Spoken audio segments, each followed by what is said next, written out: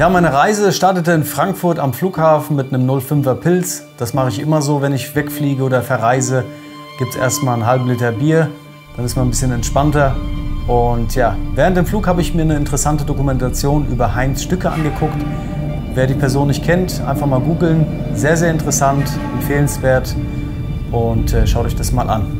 Ein paar Stunden später kam ich dann um 6 Uhr mongolischer Zeit am Flughafen in Ulaanbaatar an und habe mir dann erstmal ein Taxi in die Hauptstadt genommen.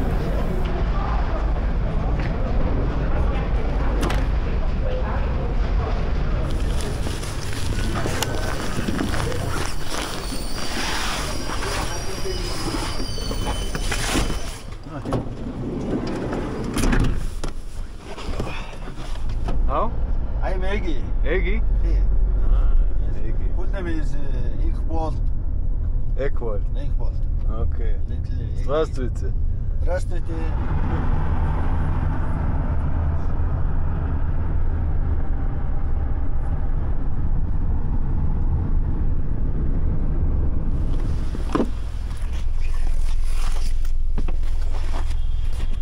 Thanks. Bye bye. Bye bye. Die Fahrt vom Flughafen in die Hauptstadt hat ca. 40 Minuten gedauert und es war dann auch meine einzige offizielle Taxifahrt in der Mongolei. Danach bin ich einfach nur mit irgendwelchen fremden Menschen mitgefahren. Das ist ganz normal in Ulaanbaatar. Man hält die Hand raus, wartet bis jemand anhält, steigt ein, sagt, wo man hin möchte und fertig, zahlt am Ende der Fahrt ein paar Euro und das war's dann auch schon wieder. So verdienen sich die Leute da ein bisschen Geld dazu. Und das ist auf jeden Fall auch ein sicheres Fortbewegungsmittel. Ich hatte zu keinem Zeitpunkt irgendwie das Gefühl, dass ich gleich entführt werde oder sonstiges. Und so funktioniert das in Ulaanbaatar. Uber absolut überflüssig und ich finde das System richtig cool und angenehm. Und vor allen Dingen hält auch wirklich jedes Mal jemand an. Und es ist immer wieder interessant, mit wem man da so mitfährt.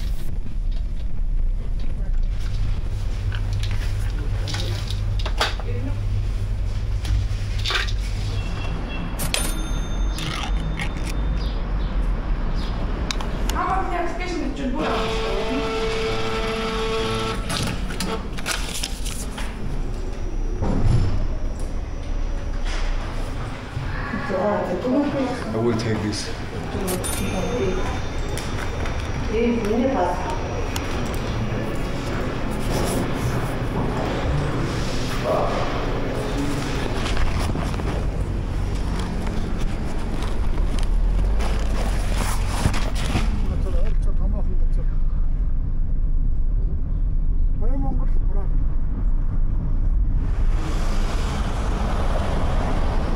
Also ging es für mich mit einigen fremden Taxifahrern von A nach B. Ich habe mir dann erstmal im Supermarkt einen Snack geholt, eine SIM-Karte bei Unitel und nachdem ich mich dann ein bisschen orientiert hatte, bin ich dann wieder mit dem Taxi zum Stonehorse Headquarter gefahren, habe da auf Kees gewartet. Der hat mich dann in Empfang genommen und dann ging es auch schon wieder weiter. Leider.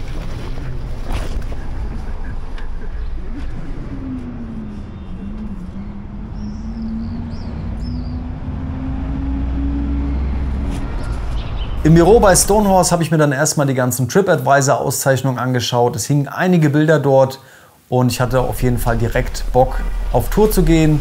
Wir haben einiges besprochen, Kaffee getrunken und sind dann danach rausgefahren in die Pampa durch den Stadtverkehr, haben uns unterhalten über die Ranger-Tätigkeit von Kees und auch über andere Themen, wie er dazu gekommen ist.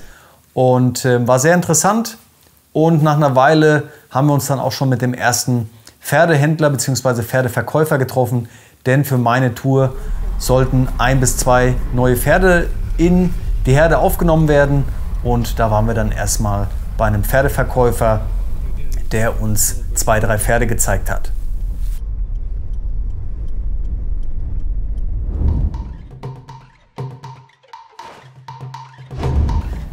Ja, jetzt habt ihr Kees auch mal gesehen, eine sehr angenehme und ruhige Person, sehr professionell, macht das Ganze schon seit vielen, vielen Jahren. Und das hat man direkt gemerkt beim Pferdeverkäufer. Er hat einen guten Blick für Pferde, hat direkt gesehen, welches Pferd ist ängstlich, eher nervös oder sonstiges. Hat ins Maul geschaut, hat seinen eigenen Sattel dabei gehabt, um auch mal eine Testrunde zu drehen. Und Ein Pferd hat sich als besonders ruhig herausgestellt. Den Eindruck hatte ich auch. Das war so ein Pferd, was wirklich sehr angenehm war. Hat sich von den vielen Menschen dort nicht beirren lassen, war ruhig und da wäre ich auch sofort drauf gestiegen und losgeritten. Und das Pferd ist es dann auch geworden, schon mal so grob. Da gibt es natürlich noch ein paar andere Sachen zu klären, bevor so ein Verkauf stattfindet. Aber das war schon in der engeren Auswahl. Und natürlich habt ihr auch dort den Lebensraum gesehen. Ist natürlich nicht so schön, das Pferd irgendwo angebunden auf einem Hinterhof. Das Schöne ist, wenn ein Pferd von Stonehorse gekauft wird, dass es dann in die Herde übergeht und neben dem touristischen Sachen dann dort sich frei bewegen kann, kriegt über den Winter Futter und hat ordentlich Platz, kann sich bewegen. Und das ist natürlich dann viel besser, als dort auf einem Hinterhof zu leben und zu warten, bis man verkauft wird. Und das ist dann schon auf jeden Fall eine coole Sache und hat mich auch gefreut.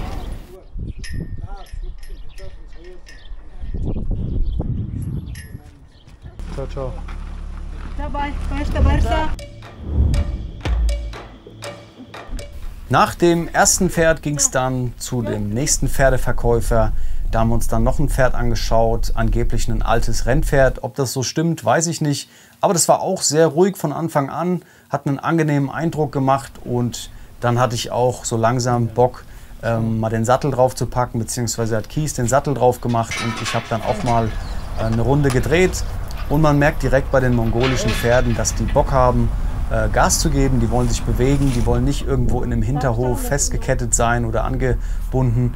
Und das merkt man sofort. Also wenn man so antraben möchte, dann geben die meistens direkt schon Gas, weil die einfach Bock drauf haben.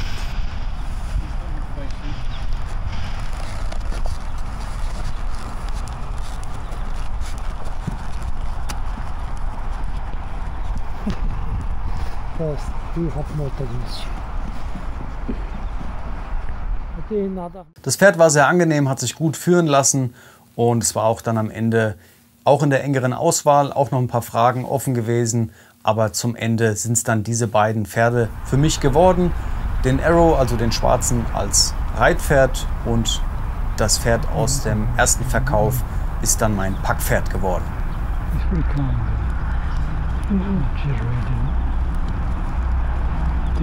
Ja, danach sind wir dann wieder ins Auto gestiegen und haben uns so langsam über Stock und Stein in Richtung Ranch begeben. Unterwegs haben wir dann noch bei einer Melonenverkäuferin angehalten und haben uns noch eine Melone gezogen. Hier fand ich ganz interessant den Preis, den ich überhaupt nicht erwartet habe. Ich dachte eigentlich, alles ist relativ günstig in der Mongolei. Dem war leider nicht so. Ich glaube, 8 oder 9 Dollar hat die fast gekostet. Vielleicht auch, weil ich ein Touri bin, keine Ahnung, aber es hat mich auf jeden Fall ein bisschen überrascht. Danach ging es dann noch in den Supermarkt. Hier fand ich ganz interessant die leeren Pappkartons, die an der Kasse stehen. Kann man sich einfach mitnehmen, seinen Einkauf da reinpacken und da wird es einfach wiederverwendet. Fand ich ganz gut, wird in Deutschland oder in Europa wahrscheinlich so nicht möglich sein. Aber es ist immer wieder schön zu sehen, wie manche Sachen im Ausland anders ablaufen. Und das hat mir auf jeden Fall gut gefallen.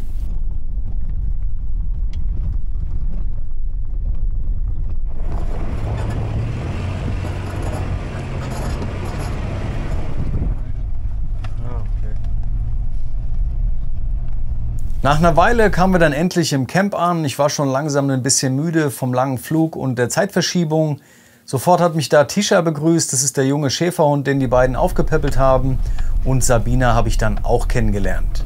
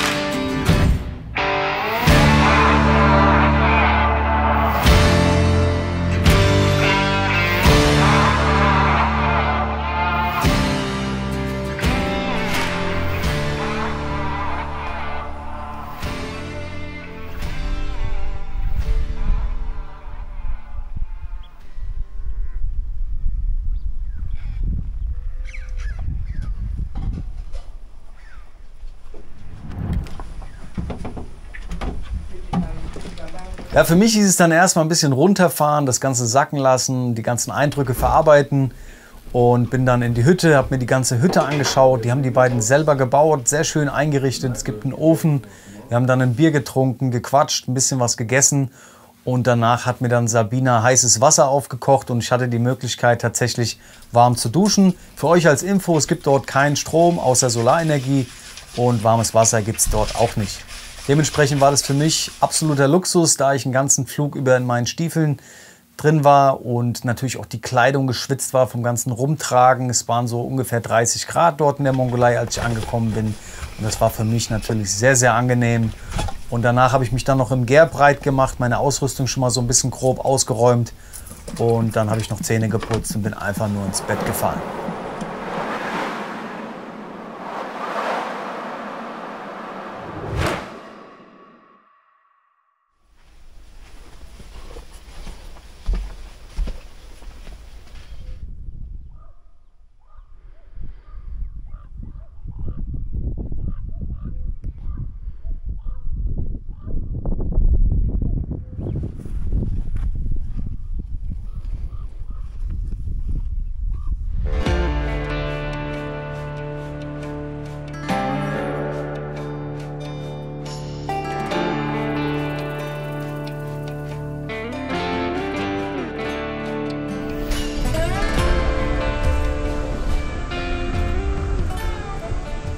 To the nature. I also like tents, but Der nächste Tag fing auf jeden Fall sehr angenehm an. Ich habe tatsächlich bis 10 Uhr durchgeschlafen. So gut habe ich noch nie geschlafen, muss ich sagen. In diesem Gär hört ihr nichts. Ihr hört keinen Strom natürlich, ihr hört kein Wasserrauschen oder irgendwelche Geräusche, kein Fluglärm, nichts. Dementsprechend habe ich richtig gut geschlafen. Wirklich so gut habe ich, glaube ich, in meinem Leben nie geschlafen. Das muss ich wirklich betonen. Und ja, wir haben dann gefrühstückt, ein bisschen schon mal über das Reiten gesprochen, über die Route. Tipps und Tricks haben sie mir auch schon ein paar auf den Weg gegeben. Und danach ging es dann mit Keith ans Pferd, an den Sattel, ans Gurten, was ich alles zu beachten habe. Fußfesseln für die Pferde, da kommen wir dann später auch noch mal dazu. Und dann ging es auch schon langsam ans Eingemachte. What you want to do, instead of taking his hobbles off, because you still want to have some control of him. You put him on this side, so they're on the same side. And now we can lead him and he can walk much faster. And then the first thing you want to do is get this cinch on, because that's the. And what you do is this goes on first, this goes on second, this goes on third, this goes fourth. Okay. And then when you.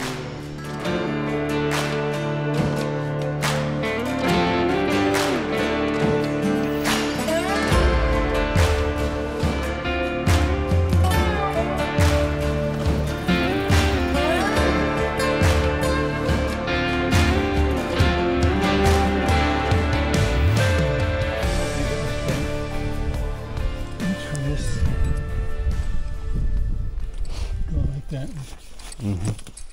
It's already through. okay. Yeah, that's called a Mexican hitch. Went down through there. Mexican Hitch. Yeah. Okay. And now And I can just go up to here. like this, or Just let it hang tight, but you don't want it too loose either. He's got to be able to lift his table and have, or his tail and have a shit, you know. it's one. Yeah. That's these are called Blevins buckles. They're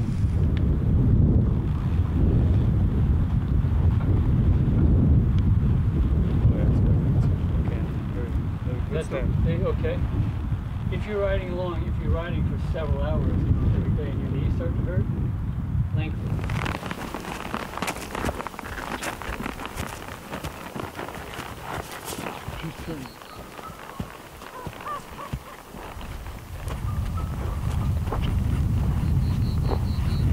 Just go down his leg and pick him up right here. If you try and get his leg to move that way, it's really hard, but if you pick his leg up, you can get him to move, put his leg up there. He might even hold it up for you. And then you can put this on. Kies hat mir dann gezeigt, wie ich den Sattel angurte, wie ich alles einstelle. Es gab viel mehr zu beachten als in Deutschland, weil die Sattel noch mal ganz anders aufgebaut sind als die deutschen. Und noch als kleine Nebeninfo, die Sattel sind alle von Sabina selbst gemacht. Sie ist Sattelmacherin, macht es in den USA und sehr bequem die Sattel, haben mir sehr gut gefallen, auch optisch richtig hochwertig. Er hat mir noch gezeigt, wie ich die Fußfesseln richtig anlege, in welcher Reihenfolge, was ich zu beachten habe. Hat sehr viel erklärt und danach ging es dann auch schon auf einen Proberitt. Wir sind dann einfach zusammen losgeritten, ich mit Arrow, dem schwarzen Pferd, was ihr eben gesehen hattet, was wir am Vortag gekauft hatten. Das wurde dann nämlich nachts noch angeliefert, davon habe ich allerdings nichts mitbekommen, weil ich schon geschlafen hatte.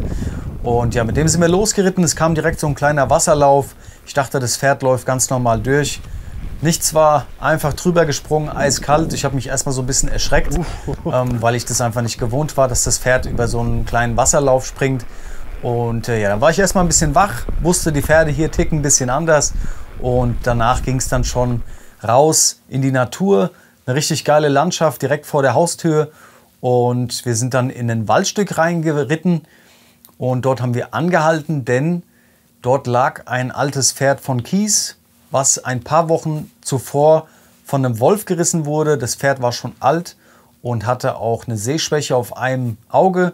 Und dementsprechend war es dann relativ leichte Beute für den Wolf, das Pferd zu reißen. Und er hatte mir noch ein bisschen erzählt, wie das abläuft.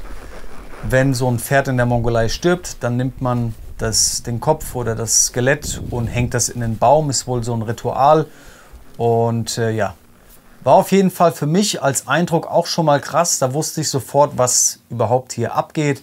Es ist nicht wie der deutsche Wald, wo du vielleicht mal einen Fuchs siehst oder ein Wildschwein, sondern da geht es halt ab. Da sind halt Wölfe, Bären und andere Raubtiere unterwegs. Und ja, das hat mich dann erstmal so ein bisschen geerdet, aber es hat mir jetzt keine Angst gemacht. Aber es war auf jeden Fall erstmal so bumm, jetzt weißt du Bescheid. Hier geht's ab, was Wildtiere angeht. Dann sind wir weitergeritten. Es war sehr angenehm, eine coole Strecke, einfach, ja, sage ich mal, eine Hausrunde. Ging dann leicht den Hang hoch und auch hier habe ich sofort gemerkt, wie sich das Tier im Vergleich zum Vortag verhalten hat. Also in diesem Hinterhof bzw. in diesem großen Hof mit Gemäuer und jetzt dann draußen im freien Wald. Man hat wirklich gemerkt, wie sich das Tier gefreut hat, wieder in alten Gefilden unterwegs zu sein. Und das hat man richtig gemerkt. Also man hat wirklich die Energie gespürt, die das Pferd hatte und Bock hatte loszulegen. Es hat wirklich Spaß gemacht, mit dem Pferd zu reiten. Es war angenehm, es war ruhig, es hat keine willkürlichen oder ruckartigen Bewegungen gemacht. Es war nicht schreckhaft, sonstiges. Wirklich angenehm und ich war mir da auf jeden Fall hundertprozentig sicher, dass es eine gute Tour wird mit dem Pferd und dass da nichts schief gehen kann. Zurück im Camp gab es dann erstmal was zu essen. Habe ich mich sehr drauf gefreut. Ich hatte richtig Hunger. Wir haben die Karte ausgebreitet, haben schon mal grob so die Route angeschaut, die ich reiten werde. Und danach ging es auch schon wieder vor die Container. Denn es hieß für mich wieder einiges zu lernen, was ich in Deutschland nicht lernen konnte. Zum Beispiel, wie man ein Packpferd bepackt, welche Gurte man benutzen muss, zurren muss, welchen zuerst, welchen zuletzt. Picket Line, also die Leine, wo man die Pferde nachts anbindet und vieles mehr. Ich habe das dann mehrfach geübt.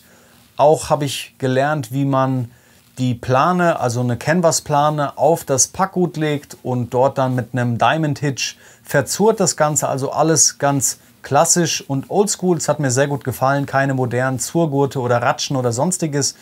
Und ja, hat auf jeden Fall Spaß gemacht. Am Ende des Tages habe ich das ganz gut drauf gehabt. Und im Laufe der Tour wurde es dann auch immer besser. And you shove that underneath. And then shove the other corners right up in there. Okay.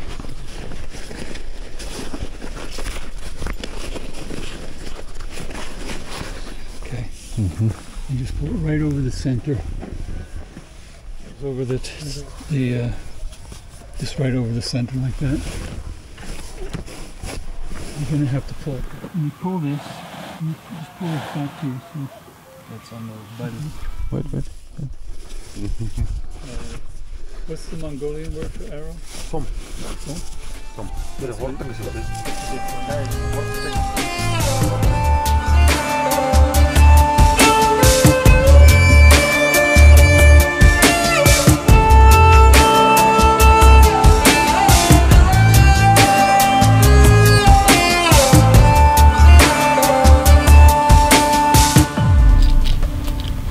I can cinch it up.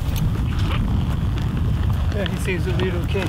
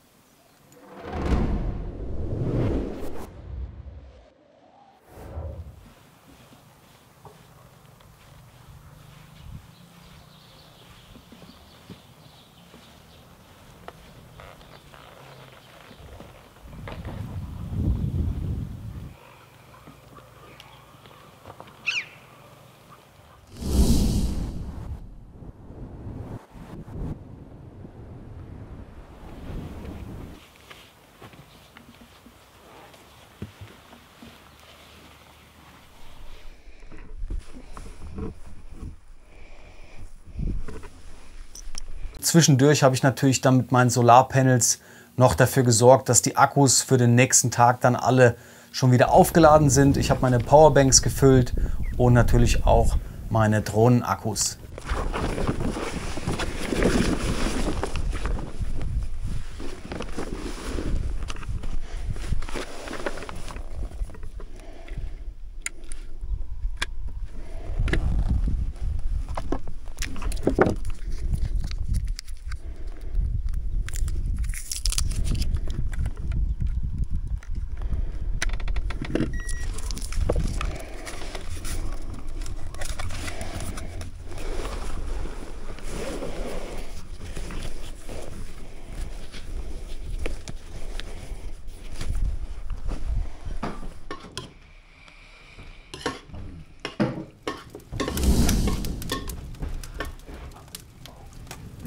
Yeah, I mentioned it, but we will point it out.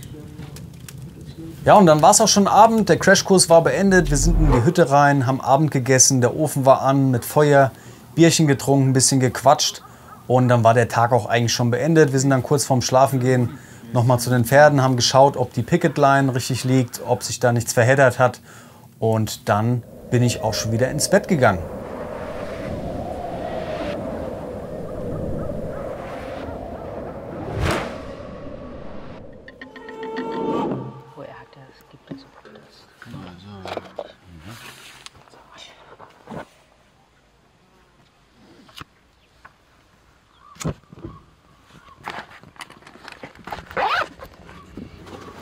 Am nächsten Morgen gab es dann erstmal Benzin für meinen Kocher. Den habe ich natürlich auch direkt erstmal auf Funktion überprüft. Hätte ja sein können, dass nach dem Flug irgendwas kaputt gegangen ist. Und so war ich dann auf der sicheren Seite. Habe kurz was gegessen und dann auch schon direkt mit dem Packen angefangen. Was relativ mühselig war, da ich mir überlegen musste, was wohin kommt. Gewichtsverteilung war wichtig. Und ich muss natürlich auch darauf achten, was brauche ich schnell griffbereit und was nicht.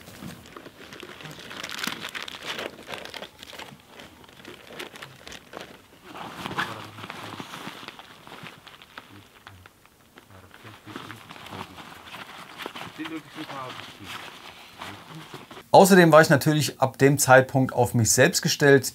Nicht, weil Kies oder Sabina nicht da waren, die waren natürlich noch in der Nähe. Aber ich wollte für mich selber herausfinden, ob noch irgendwo Fragen offen sind oder Unsicherheiten bestehen. Und im Notfall hätte ich dann nochmal fragen können, wie das denn nochmal war. Aber ich hatte noch alles gut im Kopf und habe auch das mit dem Diamond Hitch und der Canvas-Plane gut hinbekommen am nächsten Tag und war erstmal ein bisschen beruhigter.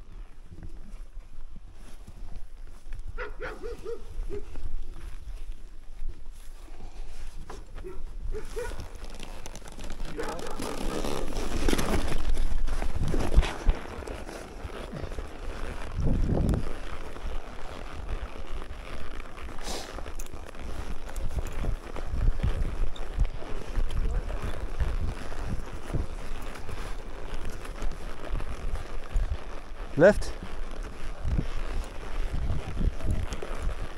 Dann habe ich mich auch schon verabschiedet und wir sind losgeritten. Das heißt, ein Angestellter ist noch mitgekommen, um mich bis zum Routenanfang durchs Dorf zu bringen.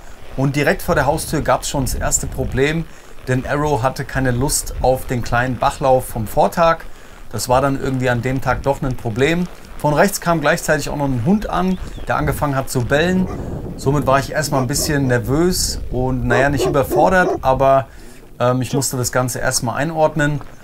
Dann habe ich mich an den Begriff Chu erinnert. Das ist in der Mongolei ein Befehl fürs Pferd. Komm, gib mal ein bisschen Gas oder mach mal was. Und das Chu war natürlich am Anfang noch ausbaufähig. Ich habe das noch so ganz leise vor mich hingemurmelt. Und es hat aber funktioniert. Das Pferd ist dann übers Wasser gelaufen und wir konnten weitergehen und sind dann erstmal über einen kleinen Hügel drüber, bis wir dann auf der Hauptstraße waren. Und da gab es gerade schon wieder das nächste Problem. Irgendetwas hat die Pferde aufgeschreckt. Und da ich ja jetzt das Packpferd noch bei mir hatte, in der rechten Hand, wechselweise auch in der linken Hand, also die Führleine des Packpferds, da hat sich das Pferd dann erschreckt und hat sich einfach gedreht. Und das ist natürlich äußerst gefährlich, denn man kann sich dann auch einwickeln. Und ich musste dann schnell reagieren und das Seil bzw. die Führleine, die Seite wechseln und auch nochmal Seil geben, damit es mich nicht einschnürt oder im schlimmsten Fall vom Pferd reißt. Da kann einiges schief gehen. War erstmal so eine Schrecksekunde für mich, habe es dann gut gelöst und danach hat sich das Ganze auch ein bisschen beruhigt. Wir sind dann aus dem Dorf rausgekommen. Ich habe dann einen Snickers gegessen, das hat mich auf jeden Fall runtergeholt. Es gab noch einen Schluck Wasser und dann kamen wir auch langsam an den Routenbeginn. Das hieß dann für mich, ich war komplett auf mich allein gestellt und dann ging es auch schon den Pass hoch.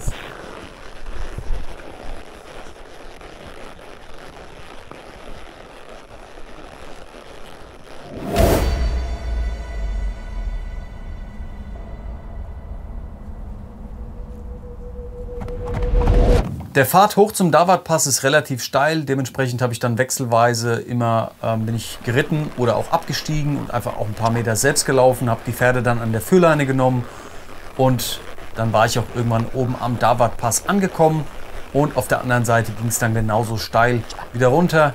Gleiches Spiel, absteigen, manchmal mitreiten, je nachdem wie steil es halt war.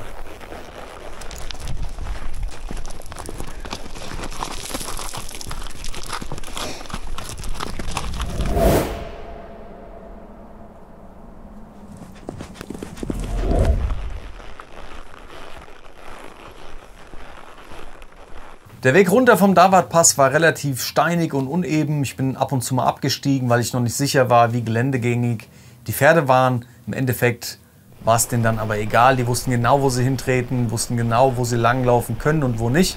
Aber ich war am Anfang einfach noch relativ unsicher und wollte das erstmal ordentlich abschätzen. Und außerdem habe ich mich gefragt, was das für ein Weg ist, wo mich Stonehorse hier lang schickt. Und ich habe schon so die Vermutung gehabt, dass ich falsch bin.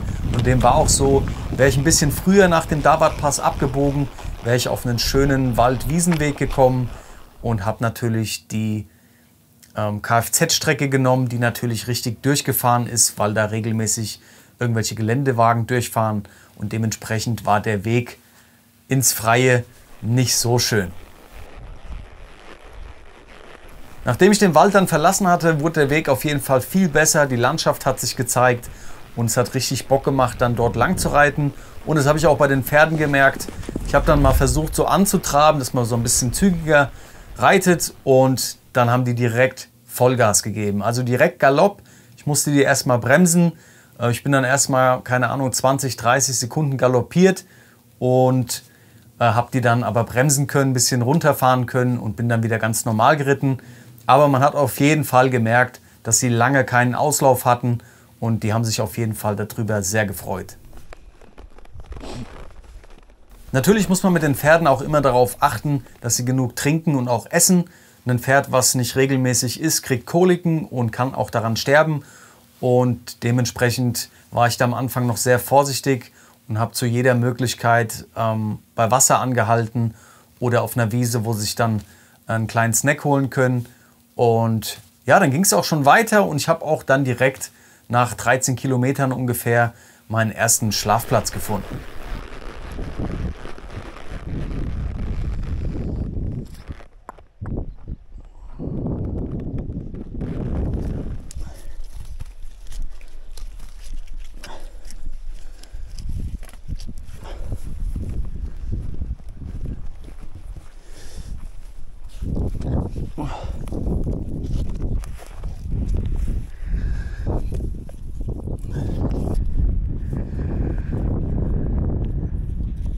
Der Spot, den ich mir rausgesucht hatte, war perfekt, schön eben.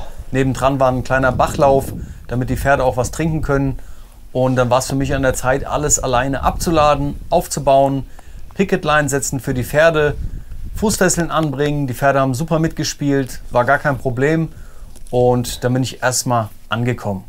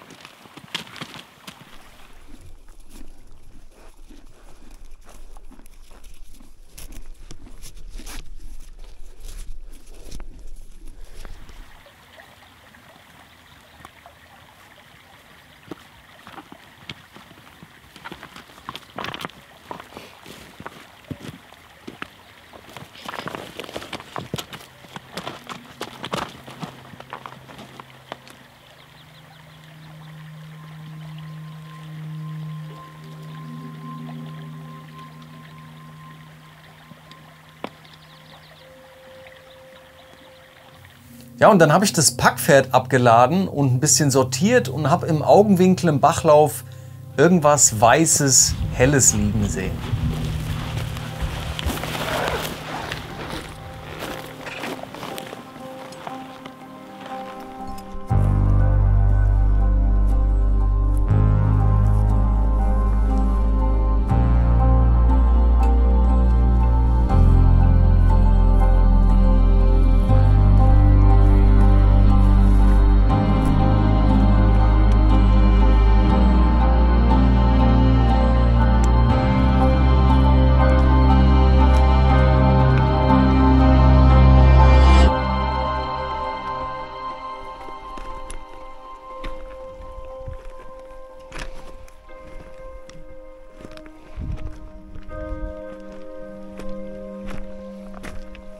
Ja, das war natürlich kein schöner Anblick, direkt neben dem Camp dann eine verendete Kuh liegen zu haben. Aber ich habe mich da nicht beirren lassen. Ich habe das für mich so abgetan. Da wollte eine Kuh durch den Bachlauf laufen, hat es nicht geschafft. ist dann im Bach verendet und ich habe das jetzt nicht irgendwie als beängstigende Situation angesehen und dachte mir nicht, dass da jetzt ganz viele Raubtiere unterwegs sind, was natürlich so sein kann, aber ich habe mich da nicht aus der Ruhe bringen lassen, habe dann ganz normal einfach mein Camp aufgebaut.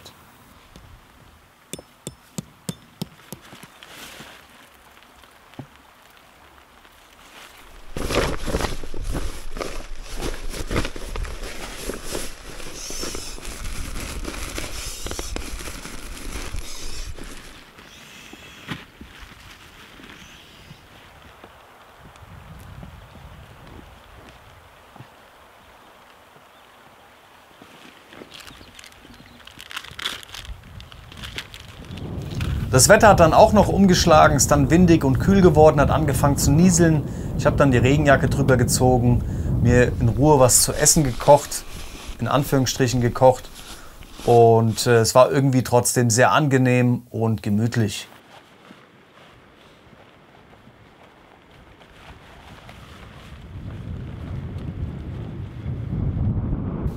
Ja, und trotz der verendeten Kuh im Bachlauf habe ich mir weiter oben dann mit dem Grail Wasserfilter ein bisschen Wasser rausgeholt, weil ich auch natürlich Durst hatte, denn ich hatte kein extra Wasser in Kanistern oder sonstiges dabei, einfach auch um das Gewicht zu reduzieren und damit die Pferde weniger tragen müssen. Dann wurde es auch relativ schnell dunkel. Ich habe dann meine Kopflampe geschnappt und die Pferde kontrolliert. Einfach nochmal nach der Picketline geschaut, dass sie sich nicht verheddert hat oder sonstiges. Denn der Bereich, wo ich die Pferde festgemacht hatte, war nicht ganz ideal. Am besten ist es komplett eben und auf einer Wiese. Ich wollte aber sicherstellen, dass sie genug zu trinken hatten und für mich war das dann okay. Und die Pferde kamen auch gut klar mit der Picketline, haben sich nirgendwo verheddert. Das hat auf jeden Fall gepasst. Danach lag ich dann unterm Tarp in meinem Moskitozelt und habe mit dem InReach Mini 2 mal meine Position angeschaut und habe die Koordinaten mit den Koordinaten verglichen, die mir Sabina mitgegeben hat für die Punkte, wo man am besten übernachten kann. Und ich habe gemerkt, dass die Koordinaten fast übereinstimmen. So war ich ein bisschen beruhigter, weil ich dann wusste, ich habe die richtige Route genommen, habe gut navigiert und so konnte ich dann gut einschlafen und war auf der sicheren Seite.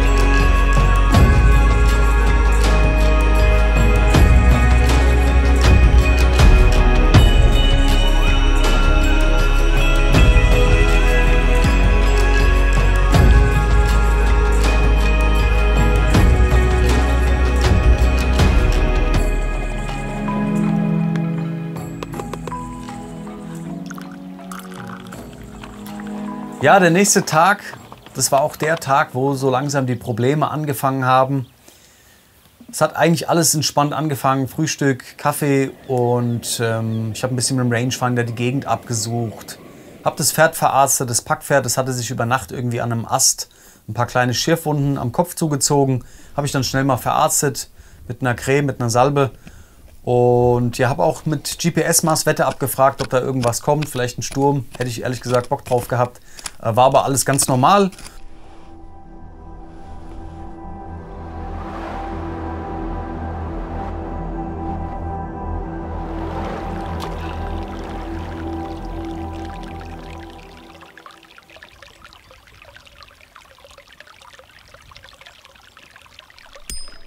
Und natürlich hieß es auch wieder für mich, alles abbauen, Pferde fertig machen, satteln, packen. Und damit ihr auch mal seht, was das jeden Tag, das ist ja 2-mal am Tag, einmal abbauen, wieder aufbauen. Dass ihr mal seht, was das für eine Arbeit ist mit dem ganzen Satteln und Packen und Camp aufbauen. Und dass ihr da auch einen Eindruck für kriegt und nicht nur die schönen Seiten so einer Reise seht. Und ja, dann ging es auch schon wieder weiter.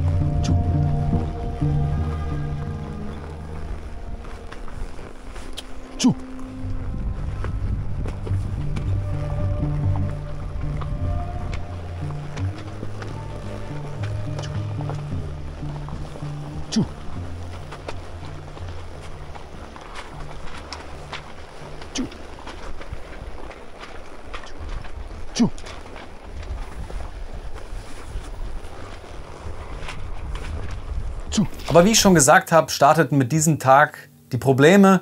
Dementsprechend sank auch ein bisschen das Spaßlevel, aber ohne Probleme wäre es ja auch langweilig. 1 Kilometer später kam ich am Terrelge-Fluss an, wollte mit den beiden Pferden rüber, aber keine Chance. Aaron hatte keinen Bock auf Wasser, wie schon die kleinen Momente davor. Und das hat sich auch an diesem Tag nicht geändert. Aha.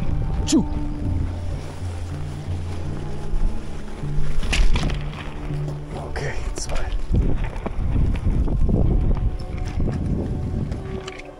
Muss ich euch wieder vormachen, ja? Siehst du's? Siehst du's? Es geht. Es geht.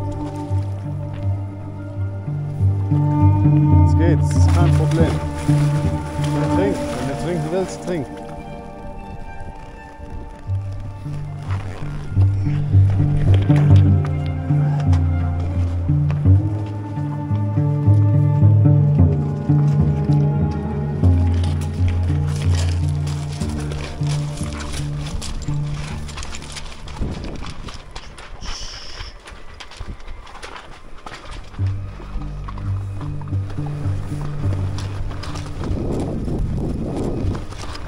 Also habe ich Arrow festgemacht, habe mir das Packpferd zu Fuß geschnappt, bin über den Fluss auf die andere Seite, habe das Packpferd da festgebunden, bin wieder rüber, Stiefel natürlich nass und habe dann Arrow nochmal gepackt, in der Hoffnung, dass er das Packpferd auf der anderen Seite des Ufers sieht, dementsprechend dann ein bisschen mehr Vertrauen hat.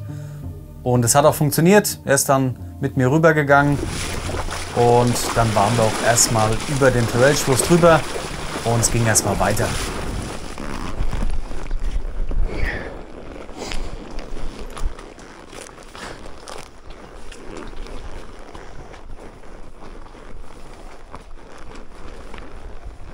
Ja, selbst kleine Pfützen danach haben Arrow gestört. Er ist dann außen rumgelaufen, wollte nicht direkt durch die Pfütze laufen. Also es war schon ein massives Problem, was dann immer deutlicher zum Vorschein kam.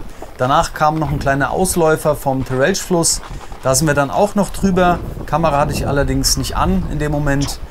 Es lief auf jeden Fall ein bisschen besser ab. Ich konnte dann beide Pferde an der Führleine nehmen und bin einfach durchs Wasser auf die andere Seite. Und dann waren wir erstmal komplett über das Gewässer drüber und sind dann erstmal ein bisschen weiter getrabt.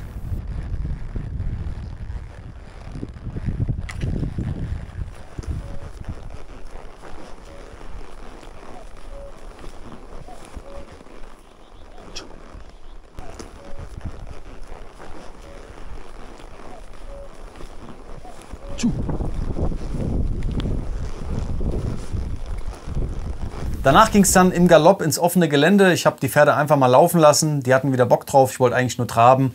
Und jedes Mal, wenn ich in den Trab gegangen bin, haben sie Gas gegeben. Voll Galopp habe ich gesagt, na gut, wenn ihr unbedingt wollt, dann macht mal ein paar Sekunden.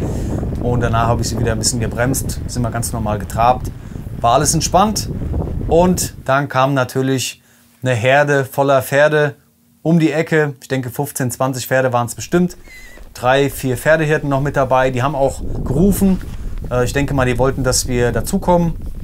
Ich habe das allerdings nicht gemacht, weil ich mir gedacht habe, dass es später schwer wird, die beiden Pferde dann von der Herde zu lösen. Pferde sind Herdentiere.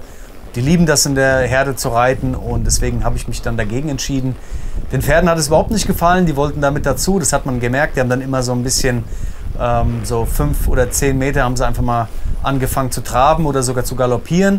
Und dann habe ich aber irgendwann ein bisschen deutlicher klar gemacht, nee, wir bleiben stehen, beziehungsweise laufen wir ganz langsam, reiten wir ganz langsam weiter. Hat auch funktioniert. Die Herde war dann hinter den Berg und dann habe ich gesagt, okay, dann könnt ihr galoppieren, Gas geben. Dann habe ich sie nochmal einen ordentlichen Sprint machen lassen, hat auch richtig Bock gemacht, muss ich sagen. Und danach haben wir wieder runtergefahren und die Strecke ganz normal weitergeritten.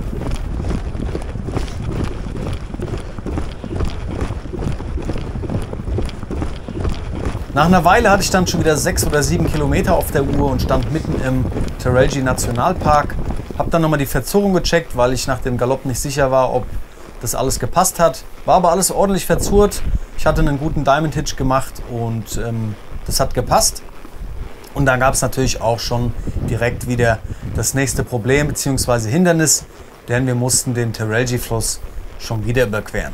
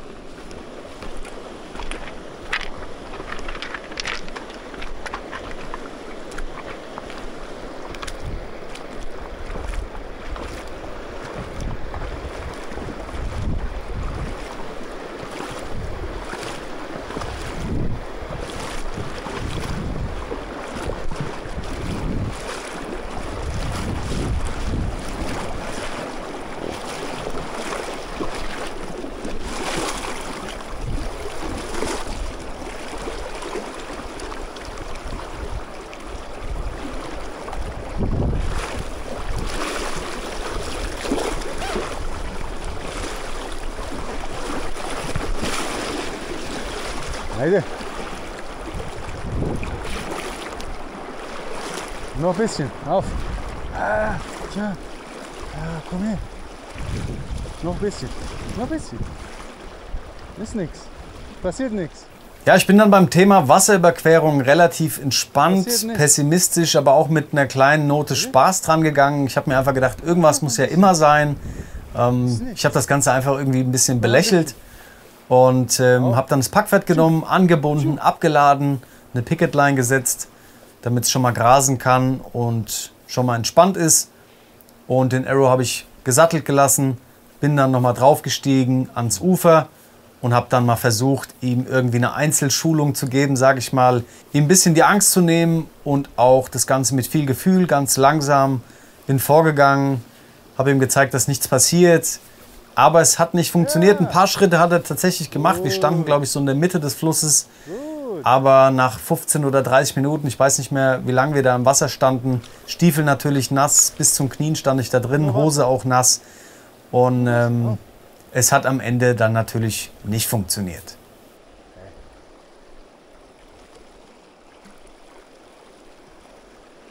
Aber ich bin ja ein lösungsorientierter Mensch und dementsprechend habe ich mir dann für den nächsten Tag vorgenommen, dass ich die Pferdeposition tausche, also das Packpferd als Leitpferd und Arrow als Packpferd. Und außerdem musste ich mich natürlich um meine Stiefel kümmern, die vom ganzen Tag schon nass waren, weil ich nicht die nächsten Tage mit nassen Stiefeln auf dem Pferd sitzen wollte. Also hieß es für mich erstmal Feuer machen.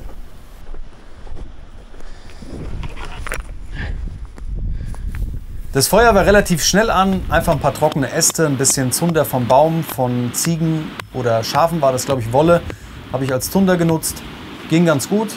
Und dann habe ich noch ein bisschen Dung, also einfach irgendwelche Tierscheiße mit ins Feuer geschmissen, denn diese qualmt stark und vertreibt Moskitos, riecht dabei aber gar nicht intensiv, also einfach nur nach Rauch. Und das ist weniger für mich gewesen, sondern eher für die Pferde, denn ihr könnt euch ja mal fragen, ob sich ein Pferd an der Nase kratzen kann. Genau, kann es nämlich nicht. Und wenn ihr mal so ein Pferd beobachtet, wenn Moskitos oder Fliegen in der Nähe sind, dann wisst ihr, was ich meine? Denn die Fliegen oder die Moskitos krabbeln denen in die Nase rein und die Pferde können nichts anderes machen, außer zu pusten oder mit dem Kopf zu wackeln, dass sie da rausgehen, was sie aber nicht machen. Und dementsprechend ist es für die Pferde dann ein richtiger Luxus, wenn man sich auch ein bisschen um die Moskitos kümmert. Es gibt auch eine Creme, die kann man denen dann auf die Nase schmieren, dass die Moskitos da nicht reingehen. Und da habe ich mich auch ein bisschen drum gekümmert. Hat gut funktioniert, muss ich sagen, weil auch der Wind gut stand. Der hat den ganzen Rauch ins Camp gepustet. Und dann waren wir erstmal ein bisschen befreit von Moskitos und das Camp war dann auch schon fast aufgebaut. Die Parkranger habe ich auch gesehen, die sind ganz easy going durchs Wasser gefahren, ohne Probleme natürlich mit den Geländewagen.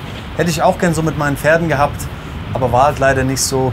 Dafür hat sich die Sonne blicken lassen, ich habe dann die Solarpanels rausgelegt, bisschen Strom gesammelt für die Drohne und Kameras und so weiter. Das war eigentlich auch mein Daily Business, sage ich mal. Also jeden Tag habe ich das Solarpanel eigentlich draußen gehabt, um die Akkus wieder aufzufüllen.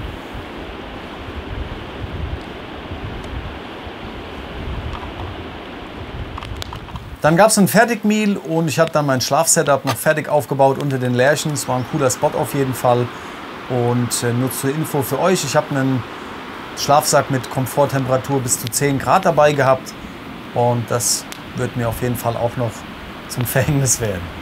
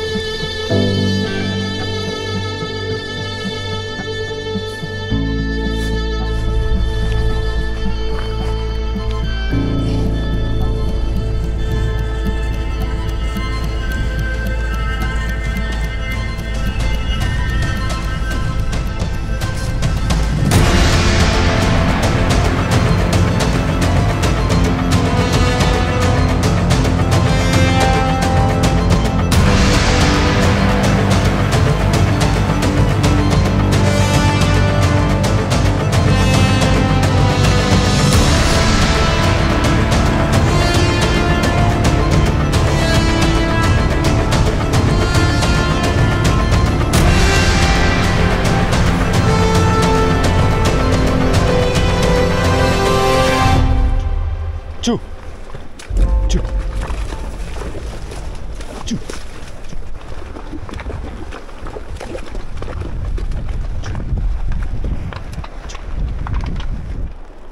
Chu. Chu. Chu. Chu. Chu. Chu.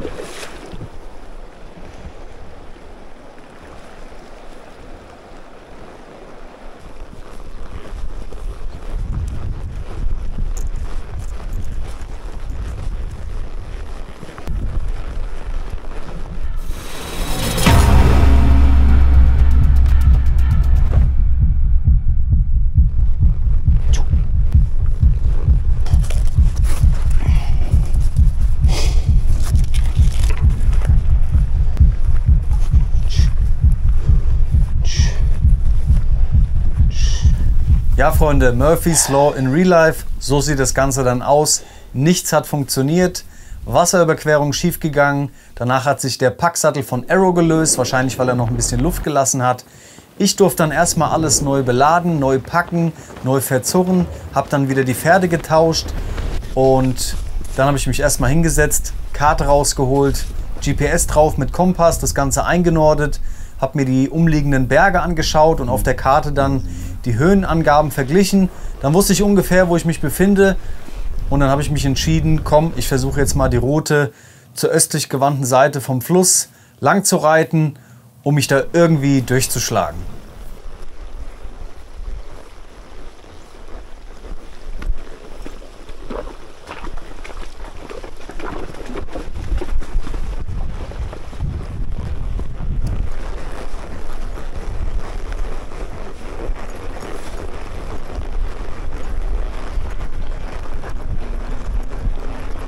Das Gelände neben dem Fluss war dann eine reine Katastrophe. Es ging da steil hoch, es war relativ felsig.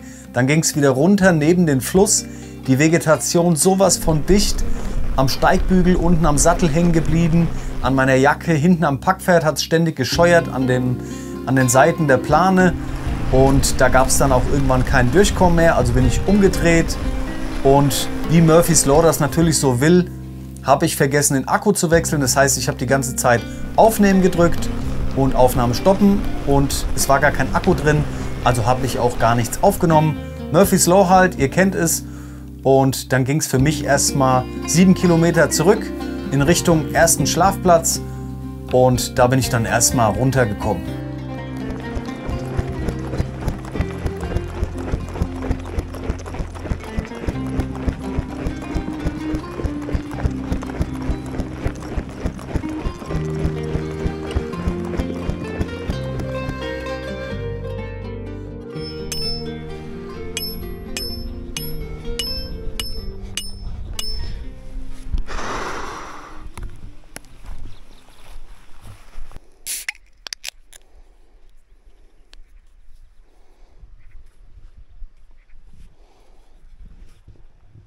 Also wieder Picket Lines setzen, Camp aufbauen. Zum Glück hatte ich noch ein Bier dabei, das habe ich mir dann aufgemacht. Habe Sabina dann über Satellit einen Status abgegeben, wie es bei mir aussieht. Und habe dann erstmal ganz kurz ein Nickerchen gemacht. Danach gab es dann schon wieder Murphy's Law, denn ich habe unterm Zelt einen riesen fetten Stein gehabt, den ich vorher nicht gesehen hatte beim Aufbauen. Den habe ich dann erstmal ausgebuddelt und musste dann erstmal das Loch unter der Isomatte stopfen.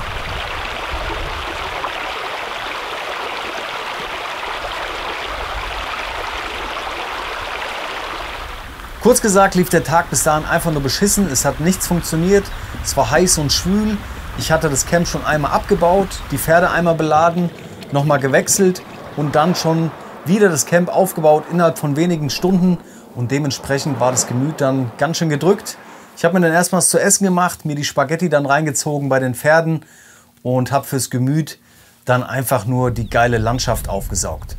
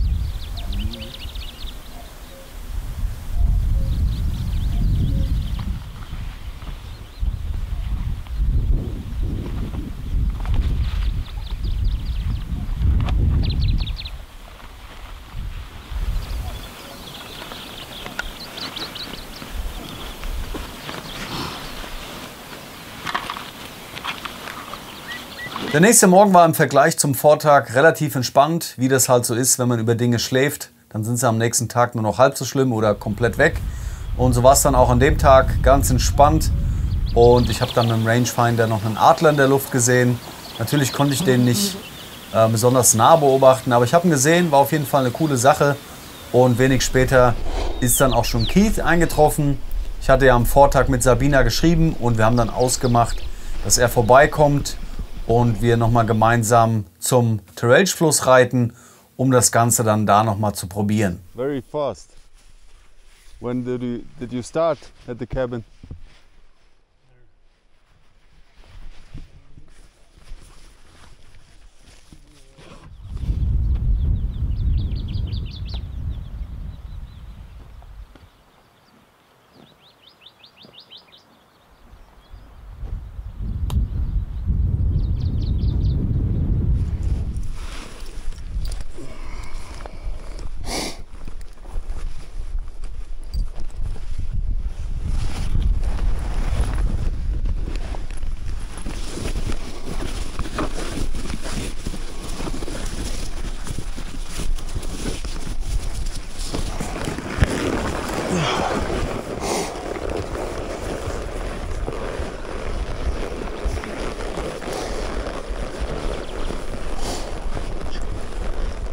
Also wieder alles zusammenpacken, verzurren, satteln und so weiter. Ihr kennt das Spiel jetzt mittlerweile.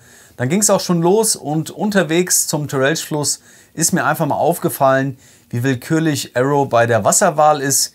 Bei manchen Pfützen läuft er einfach durch. Wenn sie ein bisschen größer sind, bleibt er stehen. Wenn sie ganz klein sind, bleibt er auch manchmal stehen. Also ein wirkliches System gab es da nicht. Und es ist mir auf dem Weg zum Fluss nochmal richtig klar geworden. Und mich hätte wirklich interessiert, wo sein Problem mit dem Wasser liegt.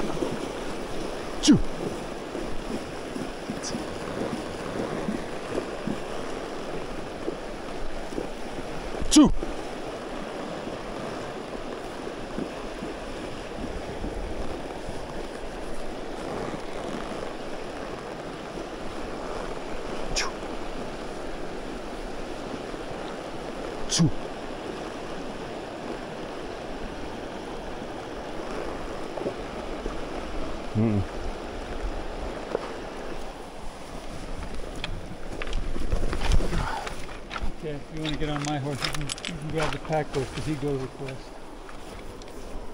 So I cross with yours? Yeah. Okay.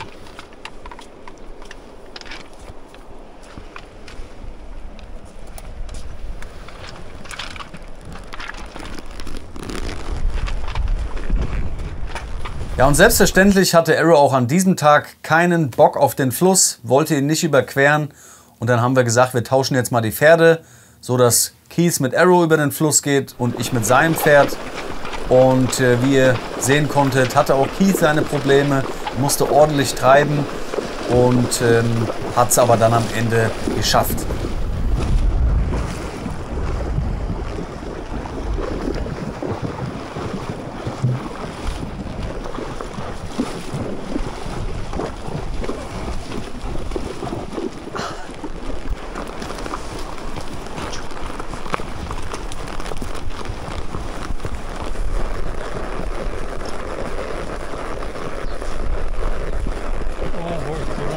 Als wir das Waldstück nach dem Terrelge-Fluss dann durchquert hatten, hat sich dann auch schon die neue Landschaft gezeigt. Nochmal viel breiter, viel weitläufiger, weniger Vegetation, eine richtig geile Aussicht auf die Landschaft. Und wie ich halt immer gerne sage, das kann einfach keine Kamera einfangen, das muss man selbst erlebt haben.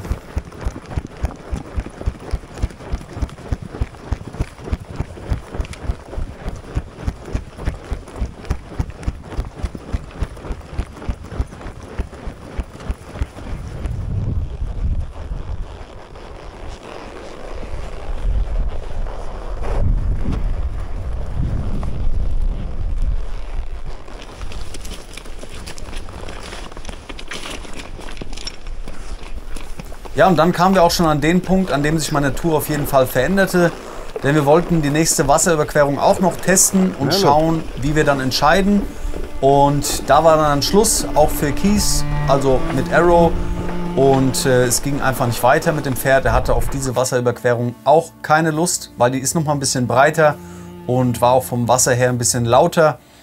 Und ja, dann haben wir eine Kaffeepause gemacht und uns dann dazu entschieden, zurück zum Camp zu reiten. To put hiking trails together like you say, like New Zealand with the great walks and stuff like that.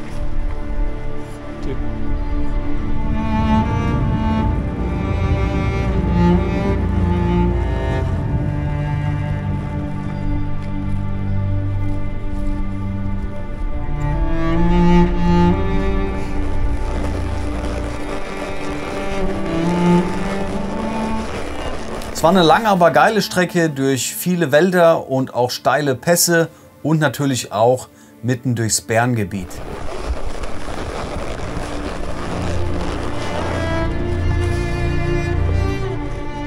Und dann kamen wir nach einer Weile oben aus dem bewaldeten Pass raus und hatten richtig geile Aussicht auf das Tal, links und rechts Berge, auch bewaldete Gegend an der rechten Seite. Das sah einfach so krass aus, man hatte so eine geile Aussicht und alles war so klein, man selbst auf diesem riesen Berg und die Aussicht war einfach nur unglaublich. Das kann man halt einfach mit keiner Kamera einfangen, das sieht auf der Actioncam so langweilig aus, sage ich mal, aber wenn man selbst da oben drauf steht mit dem Pferd, absolut unglaublich.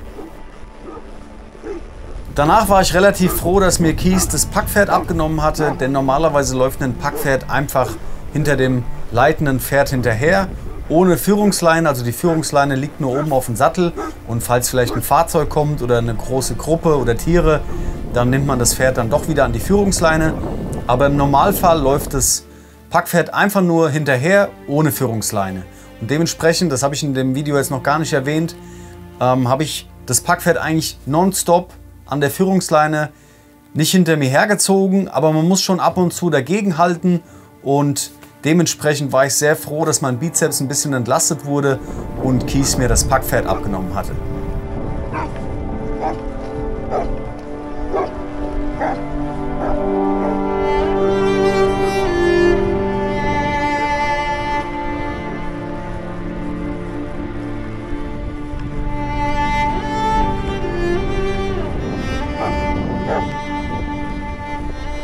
Ja, und dann sind wir abschließend mit gutem Tempo runter ins Tal geritten, durch die ganzen Dörfer, vorbei an Rindern, Ziegen, Schafen, Pferdeherden und auch vorbei an unzähligen Gers- und Jurtezelten.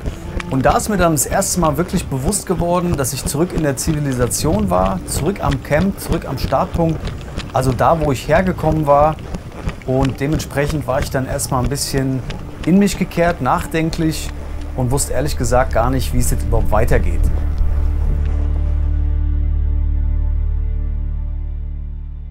Ich bin zurück ins Camp und habe dort erstmal neue Pferde ausgesucht. Das dauert relativ lang, weil die natürlich nicht auf Abruf stehen, sondern frei herumlaufen. Dementsprechend muss man dann erstmal die Herde finden. Das hat Sabina dann für mich gemacht. In der Zeit habe ich ein bisschen meine Ausrüstung angepasst und optimiert und habe dann im Verlauf des Tages neue Pferde getestet.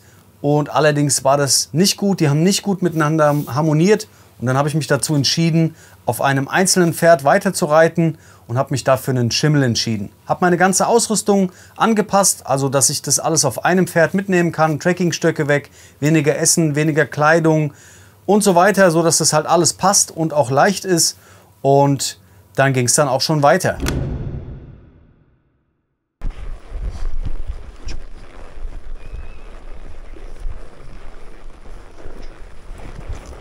Keith ist zu dem Zeitpunkt, als ich losgeritten bin, auch gerade mit einem Tourist los und ich habe dann gesagt, komm, ich begleite euch mit über den Pass und habe dann mit denen noch hinterm Pass was gegessen, eine kleine Pause gemacht und ein paar Kilometer weiter habe ich dann auch Tschüss gesagt, bin dann alleine weitergeritten, schön ein bisschen Gas gegeben auf der freien Fläche, war richtig gut und für mich war das dann auch nochmal was anderes, weil die Route eine andere war. Ich musste natürlich die Route ändern, sonst würde ich die gleiche Route nochmal reiten, um wieder an den Ausgangspunkt zu gelangen.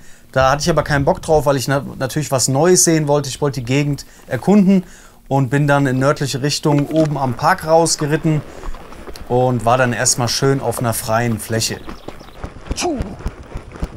Mein Schuh ist mit der Zeit auch besser geworden. Anfangs war das ja noch relativ subtil und es ging aber dann zum Ende hin schon in die mongolische Richtung, also so ein schön kräftiges Schuh. Und es war auch bei dem Pferd nötig, weil es schon eher ein ruhiges, entspanntes Pferd war, will ich mal vorsichtig sagen.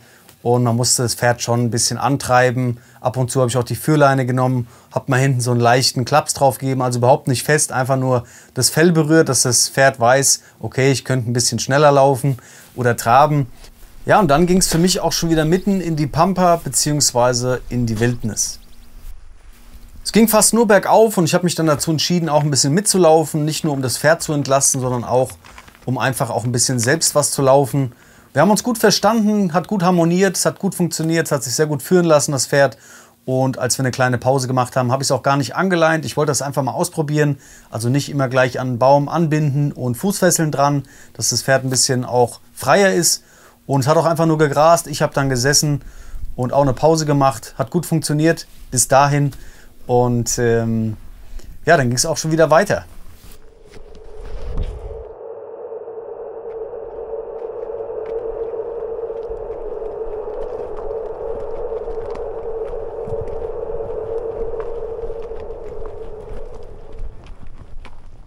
Als wir dann schon ein bisschen tiefer in dem Gebiet drin waren, ist mir aufgefallen, dass meine Stimmung oder meine Intuition irgendwie ein schlechtes Gefühl bekommen hatte bei dieser Gegend. Es hat sich einfach nicht gut angefühlt, da zu sein. Es war ein drückendes Gefühl. Ich weiß nicht, wie ich es beschreiben soll, aber meine Intuition hat gesagt, dass diese Gegend hier auf jeden Fall nicht ungefährlich ist. So hat es sich für mich angefühlt. Und dementsprechend war ich dann auf jeden Fall ein bisschen aufmerksamer. Die Gegend war total bewachsen, also links und rechts waren überall Gebüsche, Dickicht, 1,5 bis 2 Meter hoch. Man hat kaum was gesehen und deswegen habe ich regelmäßig mit dem Rangefinder die Gegend abgesucht. Wie gesagt, mir kam es schon irgendwie komisch vor, diese Gegend, und dementsprechend war ich da irgendwie vorsichtig und habe regelmäßig geschaut. Nicht, dass ich irgendwie Bären überrasche oder einen Wolf mich nicht merkt, was relativ unwahrscheinlich ist. Aber ich war dann relativ vorsichtig, weil ich natürlich auch kein Bearspray oder irgendwelche Kurzwaffen oder Langwaffen dabei hatte.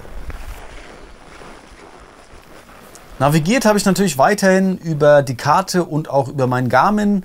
Ihr habt es wahrscheinlich schon gesehen auf dem Smartphone. Die Karte ist relativ schemenhaft, weil ich einfach keine gute Karte gefunden habe für das Gerät, um das runterzuladen offline.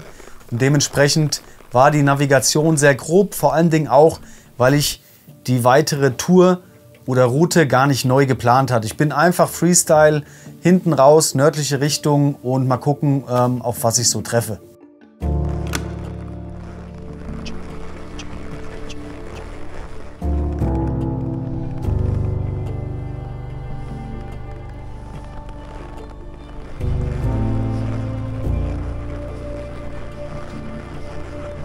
Kurze Zeit später dann mitten im Sumpf noch ein ausgebranntes Fahrzeug, wahrscheinlich festgefahren und dann einfach der Natur überlassen.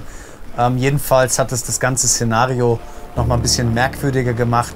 Hatte einfach so ein Lost Place, verlassener Ort, Flair und war dementsprechend einfach so ein bisschen gruselig. Jetzt nicht übertrieben, aber es war schon komisch da, diese ganze Gegend mit den verlassenen Camps, ausgebrannte Fahrzeuge, überall Müll und Reifen, Wodkaflaschen.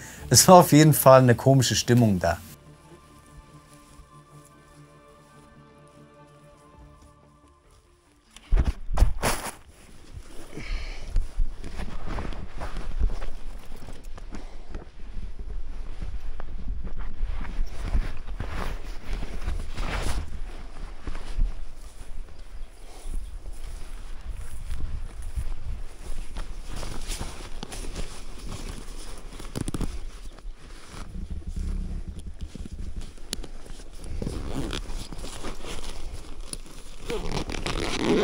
Ich war mittlerweile relativ durstig. Ich hatte das letzte Mal ganz unten am Anfang getrunken.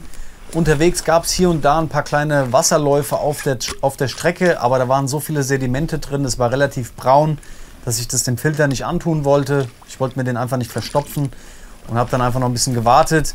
Und dann war ich froh, dass wir dann einen kleinen Wasserlauf abseits der Strecke gefunden haben. Den habe ich gehört aus der Ferne und bin dann da hingegangen, habe mir da Wasser aufgefüllt, konnte endlich wieder was trinken. Und natürlich auch für die Zubereitung von Dry Meals später war das auf jeden Fall sinnvoll, dass ich da noch ein bisschen Wasser aufgefüllt hatte. Für mich ging es dann weiter hoch und umso steiler es wurde, umso öfter habe ich links und rechts diese selbstgebauten Bergetools aus Holz gesehen, die die Mongolen dafür nutzen, um ihre Karre zu retten, wenn sie festgefahren sind. Und ihr müsst euch mal überlegen, in der Mongolei wird es im Winter gerne mal minus 30 Grad kalt. Und ich glaube, ich hätte da keinen Bock drauf, mich bei minus 30 Grad in der Wildnis ohne Handyempfang festzufahren. Vielleicht bist du noch alleine und kriegst dann deine Karre da nicht raus, musst ein Feuer machen, damit du nicht erfrierst. Ich meine, die Mongolen sind stabil, die haben wahrscheinlich auch immer Wodka dabei, da hinten in der Gegend, trinken sich dann schön einen warm. Aber das ist doch schon, glaube ich, ein krasses Szenario, sich da bei minus 30 Grad festzufahren.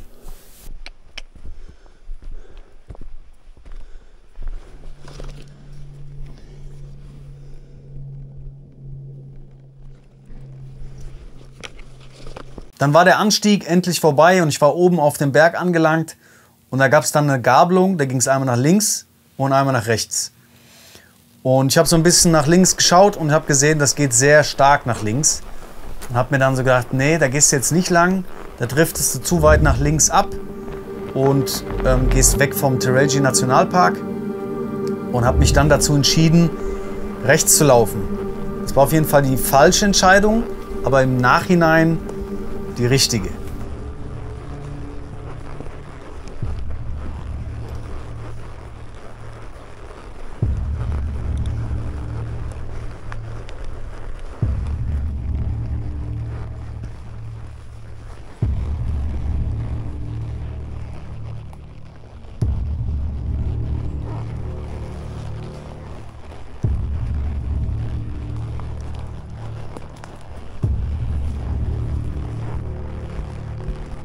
Der Wald nach der Gabelung dann war relativ still, auch einen Ticken gruselig. Also ich habe weiterhin diese komische Energie gespürt. Und dazu kam noch, dass die Sonne langsam unterging. Und ich habe mir gesagt, Julius, bevor es dunkel wird, musst du aus diesem Wald raus sein.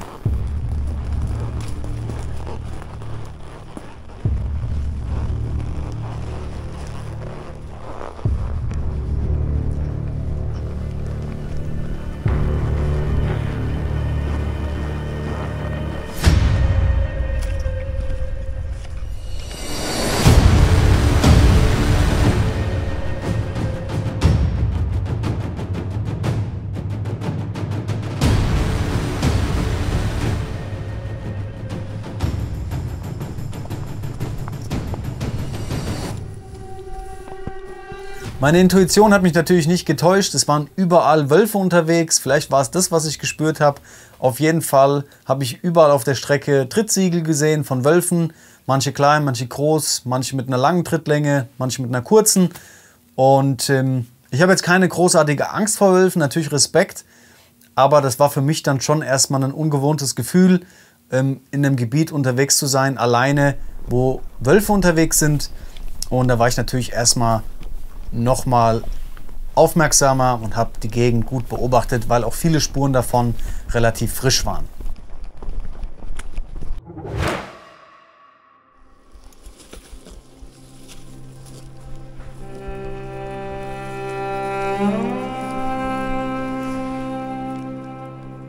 Ich bin dann den Berg runtergegangen und habe einfach gesehen, wie lang dieser Wald noch ist und habe mir überlegt, du kommst heute Abend, glaube ich, nicht mehr aus diesem Wald raus.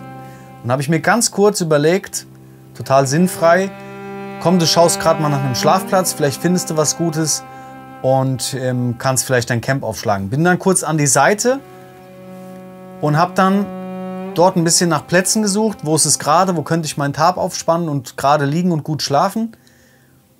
Mal davon abgesehen, dass es total bescheuert ist, mitten bei den Wölfen da sein Camp aufzuschlagen, aber einen kurzen Aussetzer hat sich wohl. Und dann schaue ich auf den Boden und sehe einen ganz kleinen jungen Hasen am Zappeln. Und da wusste ich, dass entweder ich oder das Pferd da eben gerade draufgetreten ist. Das lag vielleicht da und war müde oder vielleicht schon irgendwie krank, ich weiß es nicht.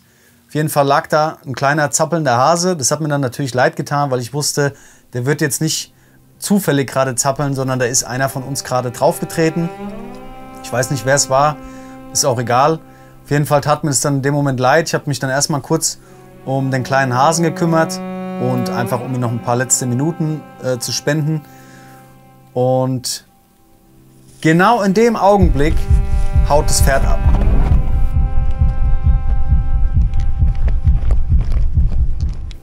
Den ganzen Tag lasse ich das Pferd unangeleint Pause machen, gar kein Problem. Und in der Gegend dann mache ich kurz eine Pause, um zu sehen, wo ich pennen kann. Ja, und das Pferd haut sofort ab. Ja. Ich habe wirklich nur eine Minute gerade diesen Hasen auf der Hand gehabt und das Pferd ist sofort abgehauen. Und da wusste ich schon, hier wirst du nicht bleiben. Ganz klar, hier wirst du nicht bleiben. Ich war wieder ein bisschen wach. Das war auch gut, weil überlegt euch mal, das Pferd wäre nicht abgehauen, dann hätte ich vielleicht wirklich da mein Camp aufgeschlagen. Also alles ein bisschen strange in der Gegend gewesen.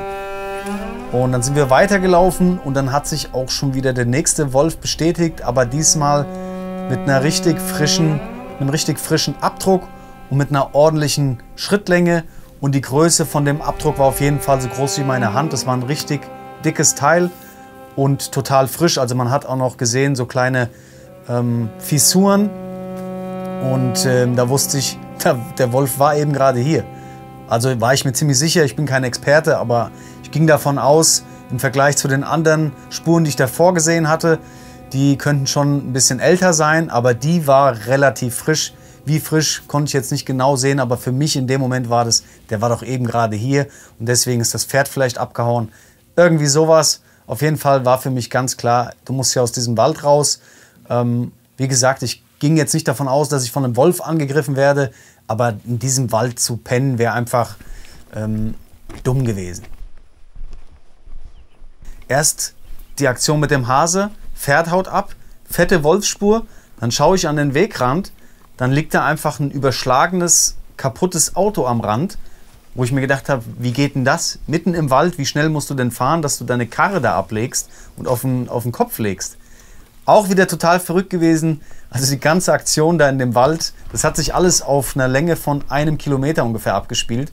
Das war auf jeden Fall total verrückt und ich war total aufmerksam. Also ich habe wirklich alles abgesucht, gescannt, stehen geblieben, Rangefinder raus, immer geguckt, ist das jetzt ein Gebüsch oder ist das vielleicht ein Bär und so Sachen. Immer wieder geschaut, auch immer wieder aufs Pferd geguckt und an manchen Stellen war das Pferd komplett starr, hat einfach nur ins Gebüsch geschaut, Ohren nach vorne und war ganz konzentriert. Wenn das Pferd das macht, dann ist da irgendwas. Dann ging es wieder weg, ganz normal, dann hat das Pferd wieder gefressen, ein paar hundert Meter weiter wieder irgendwas gesehen, gehört oder sonstiges. Also die Pferde verstehen oder merken das viel früher als der Mensch selbst. Die haben viel größere Ohren natürlich, riechen besser und so weiter. Deswegen hat es auch sehr gut für mich funktioniert, das Pferd auch als Indikator zu nehmen, ob irgendwas jetzt hier in der Nähe abgeht. Und war auf jeden Fall eine spannende Geschichte da. Ja, Navigation kann ich. Ihr habt es gerade gesehen. Ich habe euch die Karte eingeblendet. Einmal im Kreis gelaufen. Das Witzige an der Geschichte ist, ich stehe an der Gabelung und denke mir, nee, da drifte ich komplett zu weit links ab, wenn ich da lang laufe. Und im Endeffekt war es genau das Gegenteil. Ich bin jetzt komplett rechts abgedriftet. Und natürlich auch durch die ganzen Ablenkungen im Wald habe ich ein bisschen auch aufgehört, aufs GPS zu schauen, auf die Karte. Und habe einfach mir selber vertraut, ja, das wird schon die richtige Richtung sein. Habe das gar nicht mehr so gut kontrolliert und bin im Endeffekt einmal im Kreis gelaufen. Also einmal hoch und auf der anderen Seite wieder runter. Dass sich das aber als gut herausstellt, das erfahrt ihr dann im Verlauf des Videos. Zur Dämmerung kam ich dann langsam aus dem Wald raus, war erstmal ein bisschen froh, schaue nach rechts und sehe dann erstmal einen kleinen Friedhof.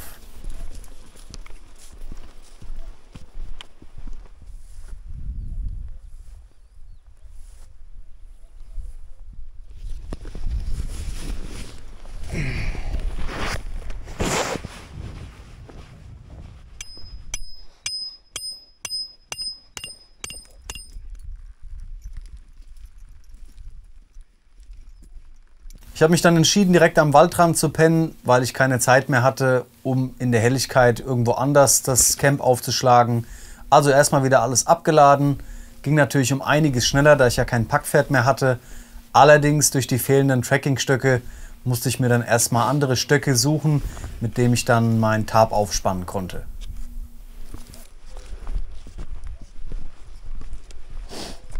An dem Tag hatte ich ca. 25 Kilometer zurückgelegt, habe mir dann erstmal einen Snickers gegönnt und im gleichen Atemzug dann auch geschaut, ob ich gerade liege. Ich finde, es gibt beim Campen draußen nichts Schlimmeres, als irgendwie schief zu liegen oder zur Seite zu rollen. Und es hat perfekt gepasst, es war schön gerade. Und dann habe ich erstmal mein Camp aufgebaut. Mhm.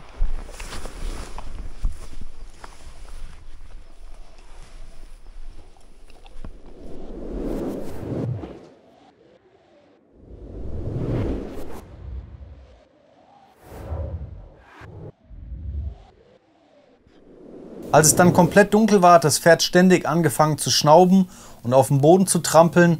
Ich bin dann zum Pferd hin, habe es ein bisschen beruhigt, Kopflampe genommen und ein bisschen an den Waldrand geleuchtet, um zu sehen, ob da irgendwas ist. Denn wenn die Pferde sowas machen, dann ist da vermutlich irgendwas im Gebüsch. Also die merken das sofort. Es hat sich allerdings nichts gezeigt. Mir war das dann auch irgendwann egal. Ich war natürlich auch schon müde von dem Tag. Das ging ungefähr noch so bis 0 Uhr weiter. Ich habe dann immer so aus dem Zelt geschaut, mal die Kopflampe benutzt, ob da irgendwas dann noch gekommen ist. Es hat sich dann irgendwann auch beruhigt, es war dann ruhig. Ich habe keinen Wolfgeheule oder sonstiges in der Nacht gehört und habe dann tatsächlich auch relativ gut gepennt.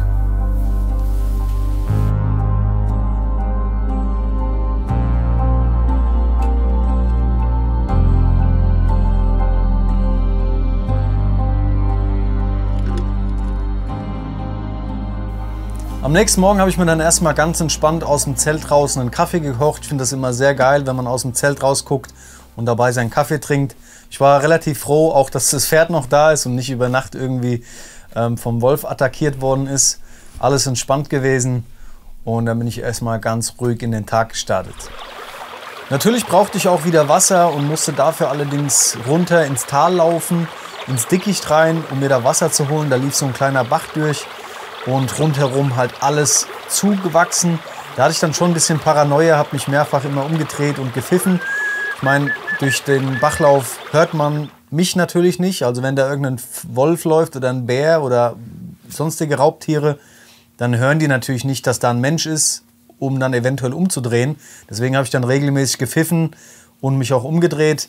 Nicht, dass mich ein Tier überrascht und sich dann erschreckt und in Angriffsmodus geht. Muss man dann schon aufpassen. Habe ich auch gemacht. Alles halb so wild. Habe mir mein Wasser gezogen und dann ging es auch schon wieder weiter. Zu Besuch kam dann noch ein Einheimischer. Das ist auch Tradition in der Mongolei, habe ich mir sagen lassen, dass man Fremde immer begrüßt, fragt, wie es ihnen geht, wo sie hinwollen und so weiter. Das hat er auch bei mir gemacht. Natürlich habe ich kein Wort verstanden. Ich kann weder Russisch noch Mongolisch und dementsprechend habe ich mich da mit Hand und Fuß mit ihm weiter unterhalten. Wir haben zusammen eine gequalmt.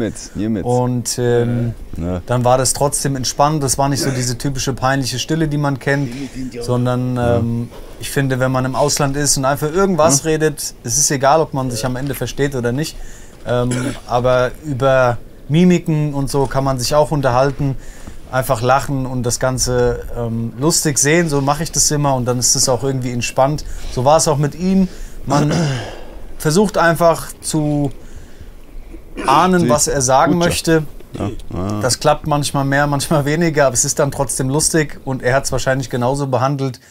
Und ja, dann habe ich mir noch sein Pferd angeschaut. Er hat einen traditionellen Sattel gehabt, die für ungewohnte Reiter oder Leute, die selten auf so einem Sattel sitzen, äußerst unbequem sein sollen. Das habe ich vor der Reise auch gelesen.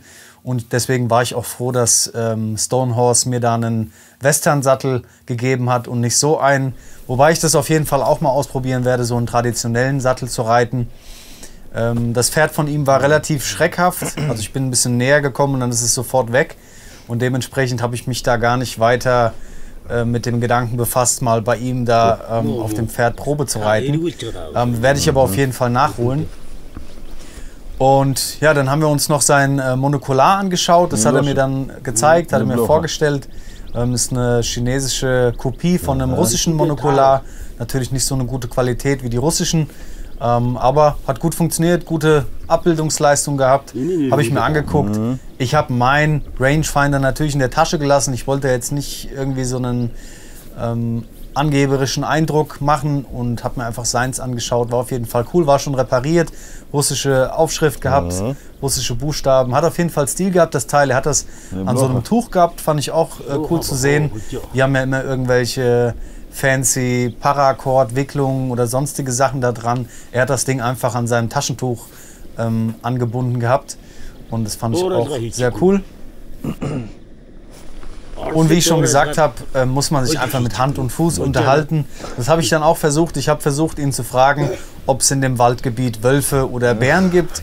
Und habe dann einfach die Geräusche von einem Wolf nachgemacht und einen Bär nachgemacht. Das ist einfach lustig. Ich mache das gerne. Ich bin mir da nicht irgendwie zu schade für. Ich mache mich dann gern zum Affen, sage ich mal. Ist mir scheißegal. Und am Ende konnte ich natürlich nicht verstehen, ob es dann da Bären oder Wölfe gibt oder was er geantwortet hat. Aber wir haben uns einfach unterhalten und es war auf jeden Fall auch angenehm. Ne?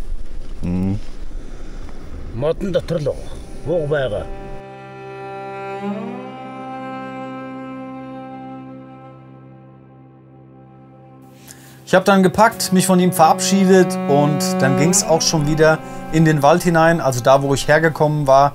Denn für mich hieß es dann, an die Stelle wieder zu reiten, wo ich am Vortag falsch abgebogen war.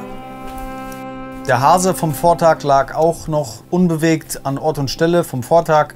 Ich habe eigentlich gedacht, dass er irgendwie am nächsten Tag dann weg ist, also irgendein Raubtier sich den holt als kleinen Snack. Aber er lag immer noch da.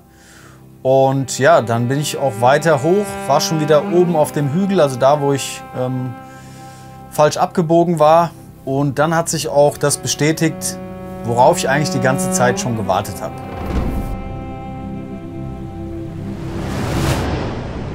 Ja, an dem Punkt war es dann tatsächlich klar für mich, ich habe hier einen Bär im Gebiet, muss jetzt aufpassen, habe mir dann vom Pferd aus die Fährte angeschaut, bin nicht abgestiegen. Hätte ich mir im Nachhinein gewünscht, dass ich das gemacht hätte und selbst mal mit dem Stiefel reingetreten hätte, damit ich sehe, wie sieht es frisch aus und wie sieht es älter aus. Dann hätte ich das besser vergleichen können. Auf die Idee bin ich dann aber nicht gekommen. Vielleicht war ich auch erstmal einfach ein bisschen schockiert und habe mich ans Pferd geklammert, keine Ahnung. Auf jeden Fall habe ich dann vom Pferd aus die Fährte angeschaut und für mich war sie mittelgroß, also nicht extrem groß, aber auch nicht extrem klein. Was mich allerdings zum Nachdenken gebracht hat, war die Tatsache, dass die Schrittlinge relativ kurz rüberkamen. Kann ich mich natürlich auch irren, wie gesagt, kein Experte, aber das hat mich kurz so ein bisschen in den Gedanken gebracht, sind das Junge vielleicht mit ihrer Mama oder ist das ein junges Weibchen? Und da habe ich kurz drüber nachgedacht, aber im Endeffekt bin ich dann einfach weitergeritten und habe mir gedacht, okay, du musst jetzt aufmerksam sein, gut zuhören, gut hinhören, Rundumblick, also auch nach hinten schauen und einfach aufmerksam sein und natürlich auch auf dich aufmerksam machen mit Pfeifen oder Geräuschen. Den nächsten Streckenabschnitt habe ich dann Höllental getauft, weil es eine reine Tortur war, da durchzureiten.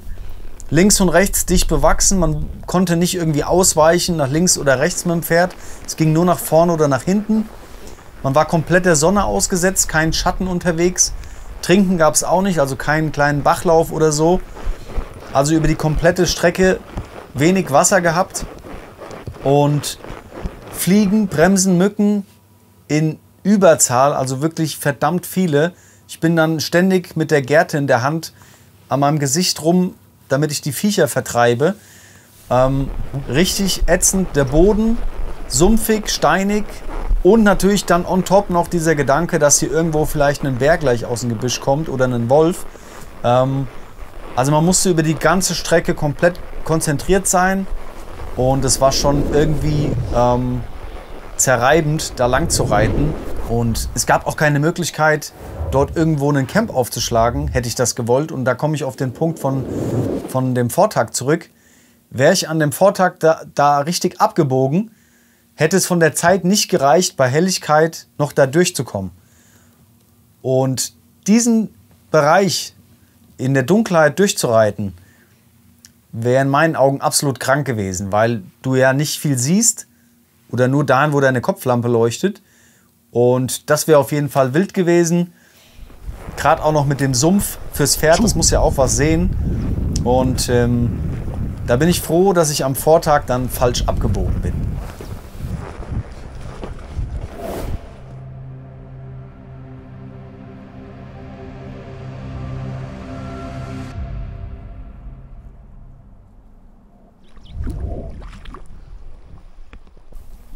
Am Ende des Tals ging es dann endlich zur letzten sumpfigen Passage. Da gab es dann auch wieder Wasser. Das Pferd konnte was trinken, ich konnte was trinken. War auf jeden Fall sehr angenehm. Wir haben uns dann für ein paar Minuten einfach in diesen kleinen Bachlauf gestellt. Da wehte so ein leichter, kühler Wind durch. Das Pferd hat getrunken und ich habe einfach nur auf dem Pferd gesessen und habe gar nichts gemacht. Es war richtig angenehm.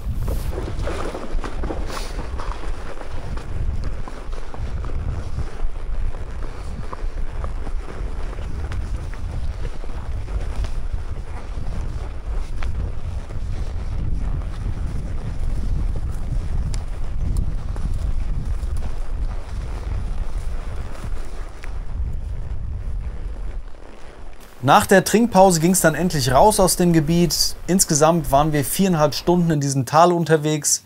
Ich hatte meine Wasserreserven dann aufgefüllt und war froh, dass ich mir mit dem Wasser dann endlich mal was zu essen kochen konnte.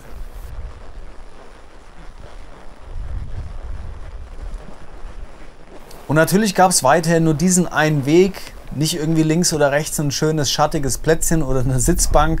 Das gibt es da nicht. Und dementsprechend habe ich meinen Kocher dann mitten auf dem Weg platziert und habe mir dann einfach erstmal ein Fertigmeal gemacht. Und ich weiß noch ganz genau, dass ich mich mit dem Fertigmeal in irgendeine Spurrille von einem Fahrzeug gesetzt habe und hinter mir so ein bisschen Gebüsch war. Und da hatte ich dann ein bisschen Schatten. Ich hatte so Lust auf Schatten, weil ich davor, wie gesagt, 4,5 Stunden in der prallen Sonne war.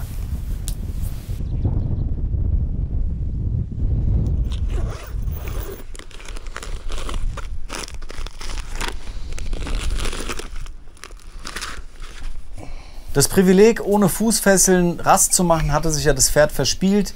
Dementsprechend gab es erstmal wieder Fußfesseln und ich habe mich dann da hingesetzt, habe mein Meal gegessen und da ist mir dann wieder aufgefallen, dass ich in dieser großen Landschaft einfach nur ein kleines Sandkorn bin. Das sieht man auch auf den Drohnenaufnahmen. Ihr müsst darauf achten, wenn ihr mich da seht und dieses große Pferd, wie klein das ist. Wie gesagt, habe ich im zweiten Teil schon gesagt, das kriegt ihr mit keiner Kamera eingefangen. Das ist so riesig da. Ihr seid da einfach nur ganz klein.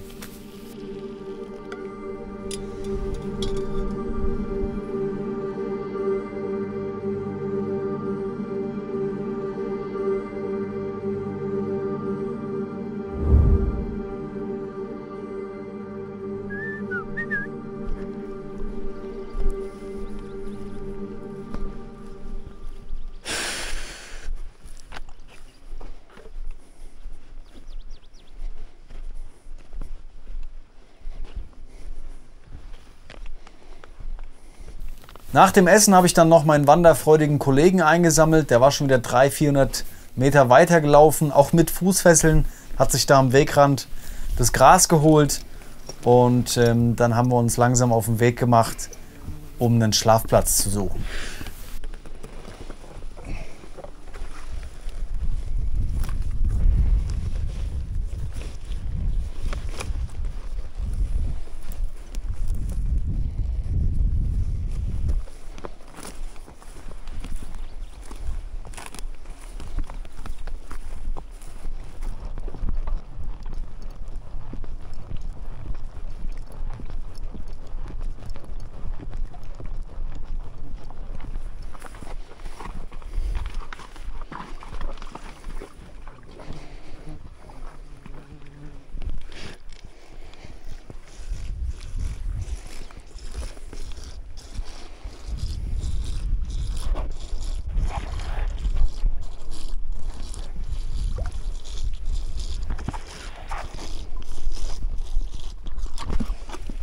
Gut.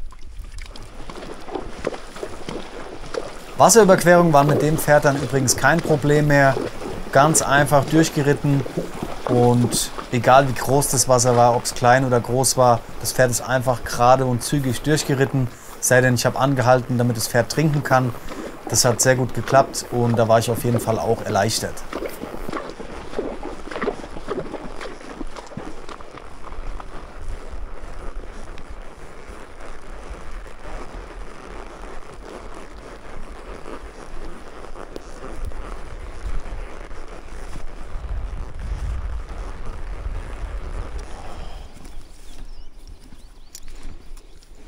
Der Schlafplatz war gefunden, ich war zufrieden, das Pferd auch. Es war ein guter Spot, bis auf, dass es in Gewässernähe war und wir natürlich da einen Haufen Mücken, Bremsen und Fliegen hatten. Das hat schon massiv gestört. Ihr seht es im Video, wie viel da rumfliegt, um mich rum ständig. Natürlich habe ich nicht mehr am besten gerochen, war nicht mehr so fresh, aber das war wirklich krass, was da rumgeflogen ist.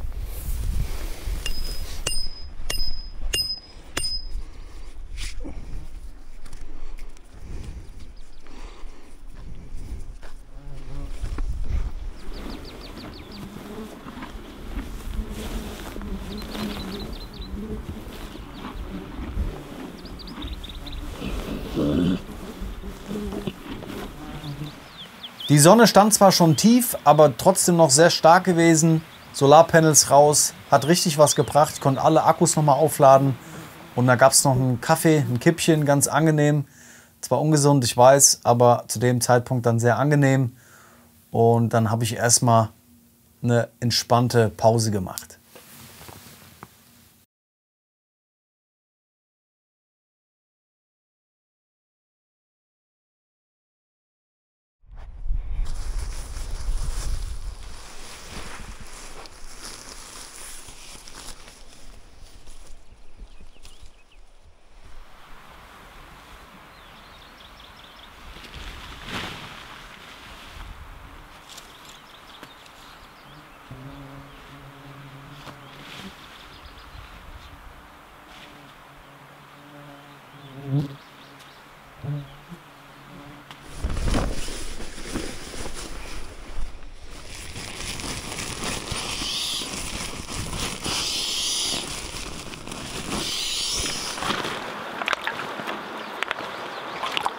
Als ich da im Wasser saß, habe ich mir mal die Nase geputzt und da ist mir dann erstmal aufgefallen, wie verdreckt und verstaubt, vertrocknet meine Nase war.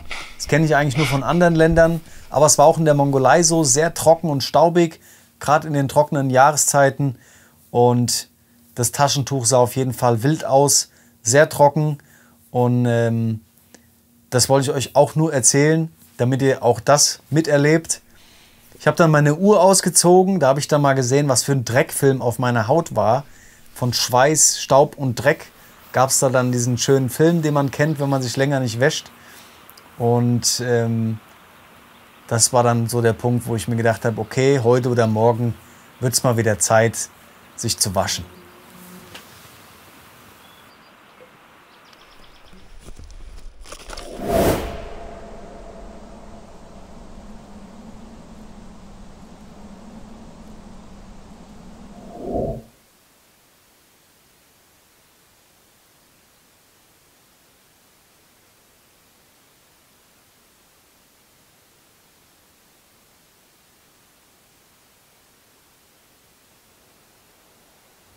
Danach wurde es dann auch relativ schnell dunkel, Zeit für die Kopflampe, Zeit für Abendessen.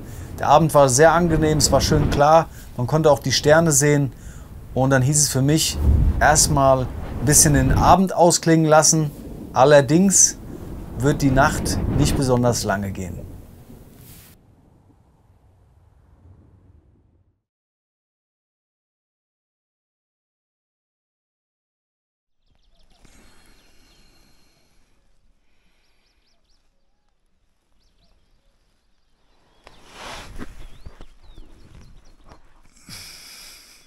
Es ist auch am nächsten Morgen gar nichts Spektakuläres passiert. Ihr habt wahrscheinlich erwartet, da kommt ein Bär nachts ins Camp oder was auch immer. Es war gar nicht so spektakulär. Es waren am nächsten Morgen bzw. in der Nacht tatsächlich einfach nur 4,5 Grad. Davon wurde ich wach. Es war mega kalt. Ihr müsst euch überlegen, tagsüber an den sonnigen, warmen Tagen waren es 27 Grad. Und dann hat man nachts plötzlich einfach 4,5 Grad draußen und mein Schlafsack geht nur bis 10. Ich habe damit einfach im Voraus gar nicht gerechnet. Ich hatte zwar noch einen Layer dabei, so ein Inlay, so ein Merino-Inlay für den Schlafsack, aber das hatte ich einfach nicht erwartet und dementsprechend wurde ich dann am nächsten Morgen erstmal schön von der Kälte geweckt.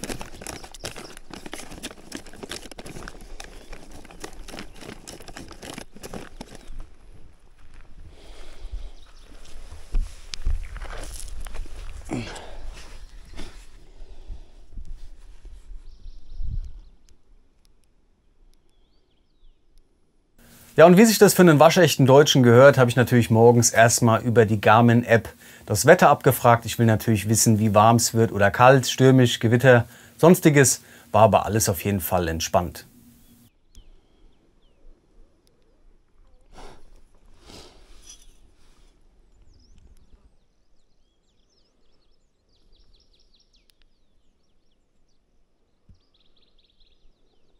Das Pferd habe ich dann auch nochmal abgecheckt, hat sich über Nacht schön in der eigenen Scheiße gewälzt, obwohl es eine Menge Platz dort hatte. Ich hatte richtig viel Leine gegeben. Passiert halt, was soll man machen? Im Moskitozelt sah es dann auch nicht besser aus. Da habe ich danach mal reingeschaut. Ich habe das nur, glaube ich, für 15 Minuten war das offen und da war alles voll. Fliegen, Mücken, Bremsen, was es nicht alles gibt, komplett voll. Habt ihr mal einen guten Blick bekommen, wie das da aussah, die Gegend, was da alles rumgeflogen ist. Teilweise sieht man es auch in der Kamera, dass ständig irgendwas um mich rumgeflogen ist. Und das war echt heftig da. Natürlich habe ich auch langsam gerochen wie ein Puma. Also mein Geruch war nicht mehr ganz so prickelnd. Und dadurch kamen natürlich auch Insekten, Fliegen immer zu mir geflogen. Und ich habe dann gesagt, komm Julius, jetzt wäschst du dich mal wieder, wird langsam mal Zeit. Und ich habe so eine, keine Ahnung, 100 in 1 Seife, kannst du alles mitmachen, Zähne putzen, waschen, Staubsaugen und so weiter, alles. Und dann habe ich erstmal mich selber ordentlich durchgewaschen und auch die Klamotten und habe die dann in der Sonne und im Wind trocknen lassen. Und in der Zeit habe ich mir einen schönen Sonnenbrand auf den Rücken geholt, der dann 2 Tage später so richtig Vollgas gegeben hat.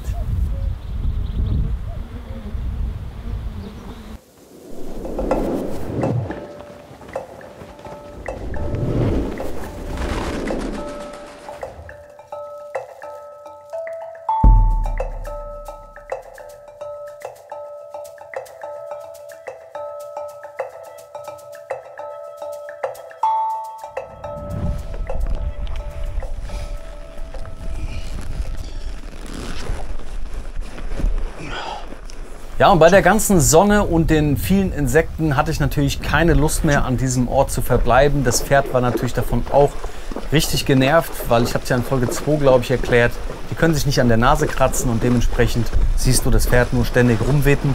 Und ich hatte auch keine Lust mehr drauf, mir ständig ins Gesicht zu fassen, um die Viecher aus dem Gesicht zu schlagen.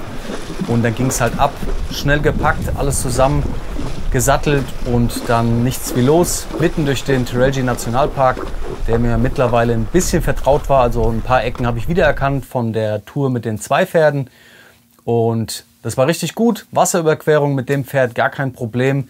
1 Meter Wassertiefe, überhaupt kein Ding. Das Pferd geht da einfach durch. Und dementsprechend war ich da auch beruhigt, dass es nicht an mir lag, sondern dann eher doch an Arrow, dem schwarzen Pferd aus den ersten beiden Folgen. Ja, und dann ist was Verrücktes passiert. Sowas passiert mir öfter im Leben. Ich bin geritten, so 15 Minuten, und dann habe ich mir gesagt, ach, so ein bisschen Gesellschaft wäre jetzt irgendwie geil. Ein paar Leute treffen, ein bisschen quatschen und vielleicht haben die sogar Bier dabei. Das wäre jetzt richtig geil und da würde ich mich drauf freuen. Und dann habe ich den Rangefinder rausgeholt und gucke ein bisschen die Gegend ab. Und ihr werdet es nicht glauben, das ist wirklich nicht gelogen. Ich weiß, es gibt viele da draußen auf YouTube, die euch irgendeinen Scheiß erzählen. Ich erzähle euch keinen Scheiß. Ich hatte diesen Gedanken im Kopf, 15 Minuten vorher. Rangefinder rausgeholt, durch die Gegend geschaut und dann sehe ich in der Ferne ein paar Autos, ein Camp und dachte mir, krass, da muss ich jetzt mal hinreiten und gucken, was da los ist.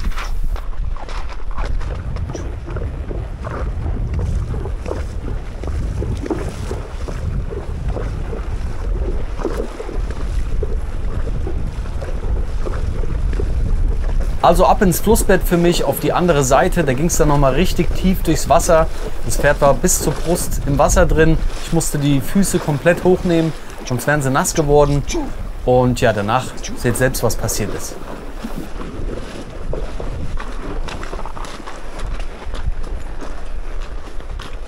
Just go there and take some drink, take some food. Sure. Let me get there. Thank you for inviting me. Tula. Oh. So schnell wurde aus Gedanken oder einem Wunsch die Realität. Zwar richtig verrückt für mich, denn ich hatte dann 20 Minuten später ein Bier und einen Schnaps auf dem Tisch stehen. Das könnt ihr euch gar nicht vorstellen, das ist kein Witz. Ich bin geritten, habe den Gedanken gehabt und 20 Minuten später treffe ich diese coolen Leute, die mich tatsächlich auf Bier, Schnaps, Essen und Zigaretten einladen. Absoluter Oberhammer, es war richtig geil. Und wir haben dann einfach ein bisschen gequatscht über Wasserfilter. Er hat mich gefragt, wieso ich einen Wasserfilter dabei habe, warum ich den nutze. Das Wasser ist ja so sauber hier. Dann habe ich ihm die Geschichte von der Kuh erzählt, die im Flussbett lag. Und deshalb ist es gut, sowas zu nutzen.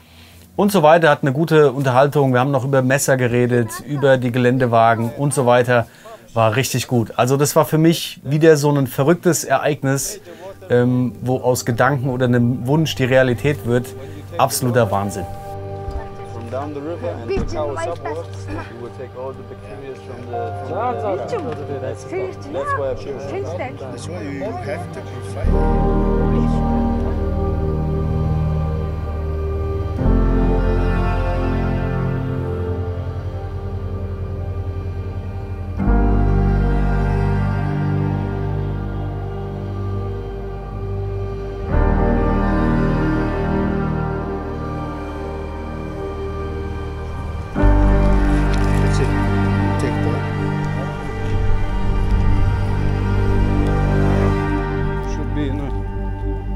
Danach ging es auch direkt an die Arbeit zum Feuerholz sammeln, denn Shaggy hat mich netterweise auch direkt zum Essen eingeladen, denn die hatten vor, traditionelles Chochok zu machen. Das ist ein Fleischtopf mit heißen Steinen und dafür haben wir Feuerholz gesammelt, weil das 3 bis 4 Stunden lang auf dem Feuer sein muss, beziehungsweise die Steine, die in den Topf kommen, müssen erhitzt werden, ziemlich lange. Und dafür haben wir Feuerholz gesammelt.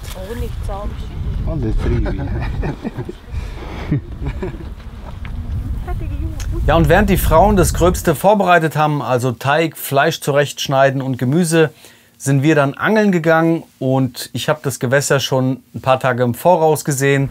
Ich bin jetzt kein Angelprofi, aber man hat einfach irgendwie gesehen oder gemerkt, dass es hier nicht viel Fisch gibt und dementsprechend war das aus meiner Sicht relativ aussichtslos, aber es hat natürlich trotzdem Spaß gemacht, da ein bisschen rumzuangeln, rumzuprobieren.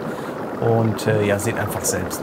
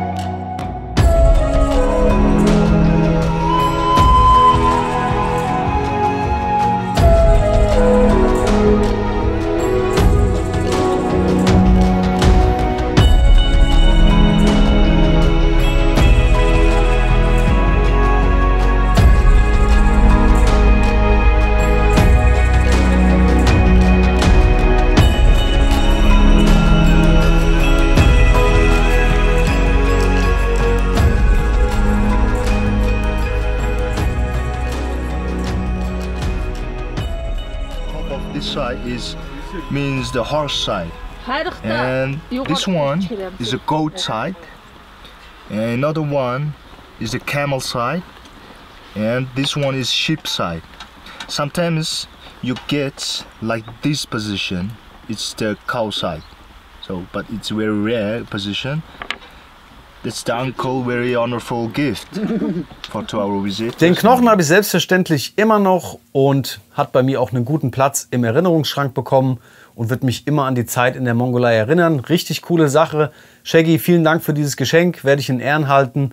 Und ja, das wird in der Mongolei dazu genutzt, um Shagai zu spielen. Das sind, glaube ich, mehrere Würfelspiele oder Arten, Shagai zu spielen. Da gibt es mehrere Arten von. Und Shaggy hat euch ja gerade erklärt, welche Muster oder Motive damit gewürfelt werden können. Es wird aber auch dazu genutzt, um die Zukunft vorauszusagen, also zur Wahrsage. Und ja, eine richtig coole Sache. Shaggy, nochmal vielen Dank für dieses Geschenk. Nach dem richtig geilen und leckeren Essen gab es dann noch einen 55er Tiger. Das ist ein Wodka und der war erstaunlich lecker. Ich bin kein großer Wodka-Fan, aber dieser Wodka hat auf jeden Fall gut geschmeckt. Den restlichen Abend haben wir dann noch zusammen am Feuer verbracht, haben noch den Wodka leer getrunken, noch ein paar andere Getränke, ganz entspannt auf jeden Fall, alles abgelaufen. Nebenbei haben wir noch ein bisschen Fleisch geräuchert für den nächsten Tag. Und dann sind wir dann im Laufe des Abends auch einfach alle pennen gegangen. Mein Schlafsetup hatte ich irgendwann mittags noch ein bisschen weiter vom Camp entfernt aufgebaut. Und dann sind wir auch pennen gegangen.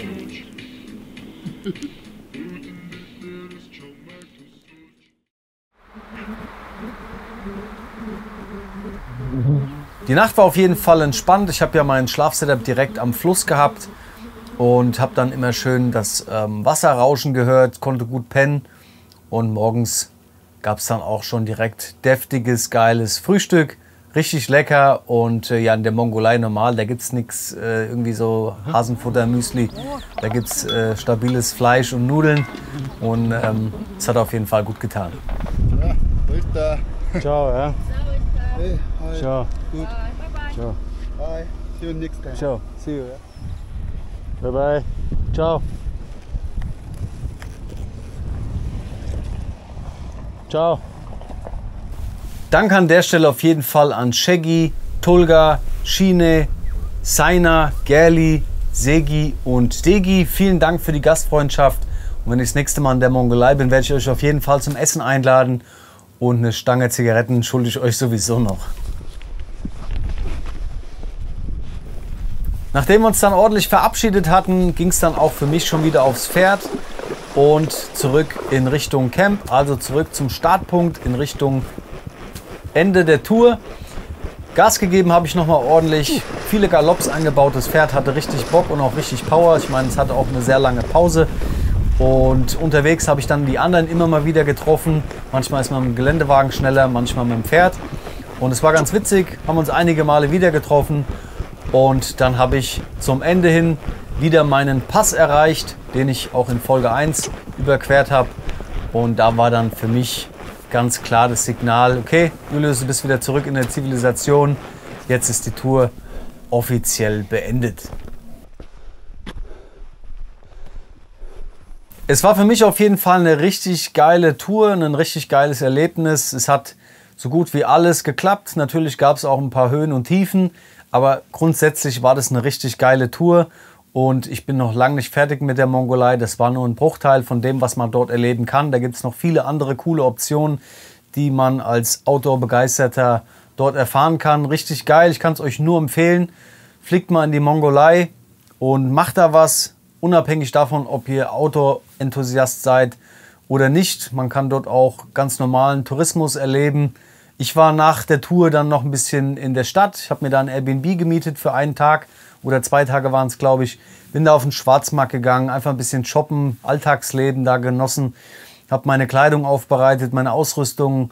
Und im Endeffekt habe ich mir gedacht, ich hätte noch ein paar Tage länger bleiben können. Das habe ich ein bisschen falsch kalkuliert. So 3, 4 Tage hätte ich schon ganz gerne noch dran gehängt. Aber es ist, wie es ist. Und ich denke, ich habe auch die Tour zu einem sehr schönen Zeitpunkt beendet.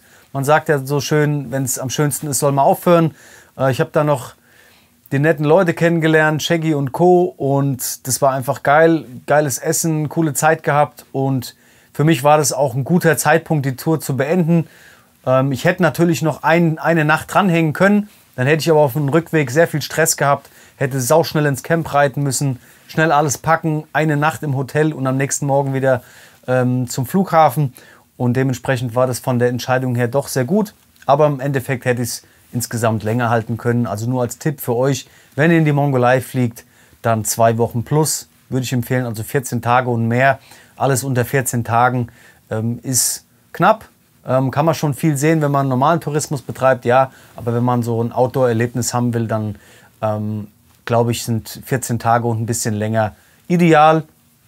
Und ich kann es euch nur empfehlen. Wenn ihr Bock auf so eine Tour habt, was das Reiten angeht, meldet euch auf jeden Fall bei mir. Ich kann für euch was organisieren, vor allem wenn ihr eine größere Gruppe seid bei Stonehorse. Ihr könnt natürlich auch direkt Stonehorse anschreiben und sagen, dass ihr von mir kommt. Und dann gibt es auf jeden Fall für euch einen Rabatt.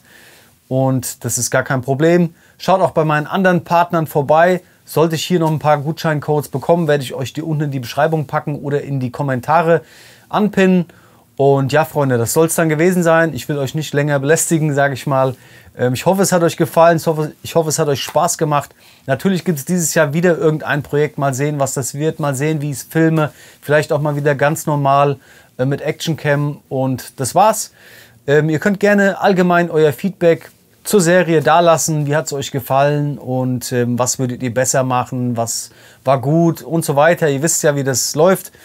Und ich würde sagen, Freunde, machen wir einen Deckel drauf. Danke fürs Zuschauen, danke für den Support und ich würde sagen, wir sehen uns dann bei den nächsten Abenteuern.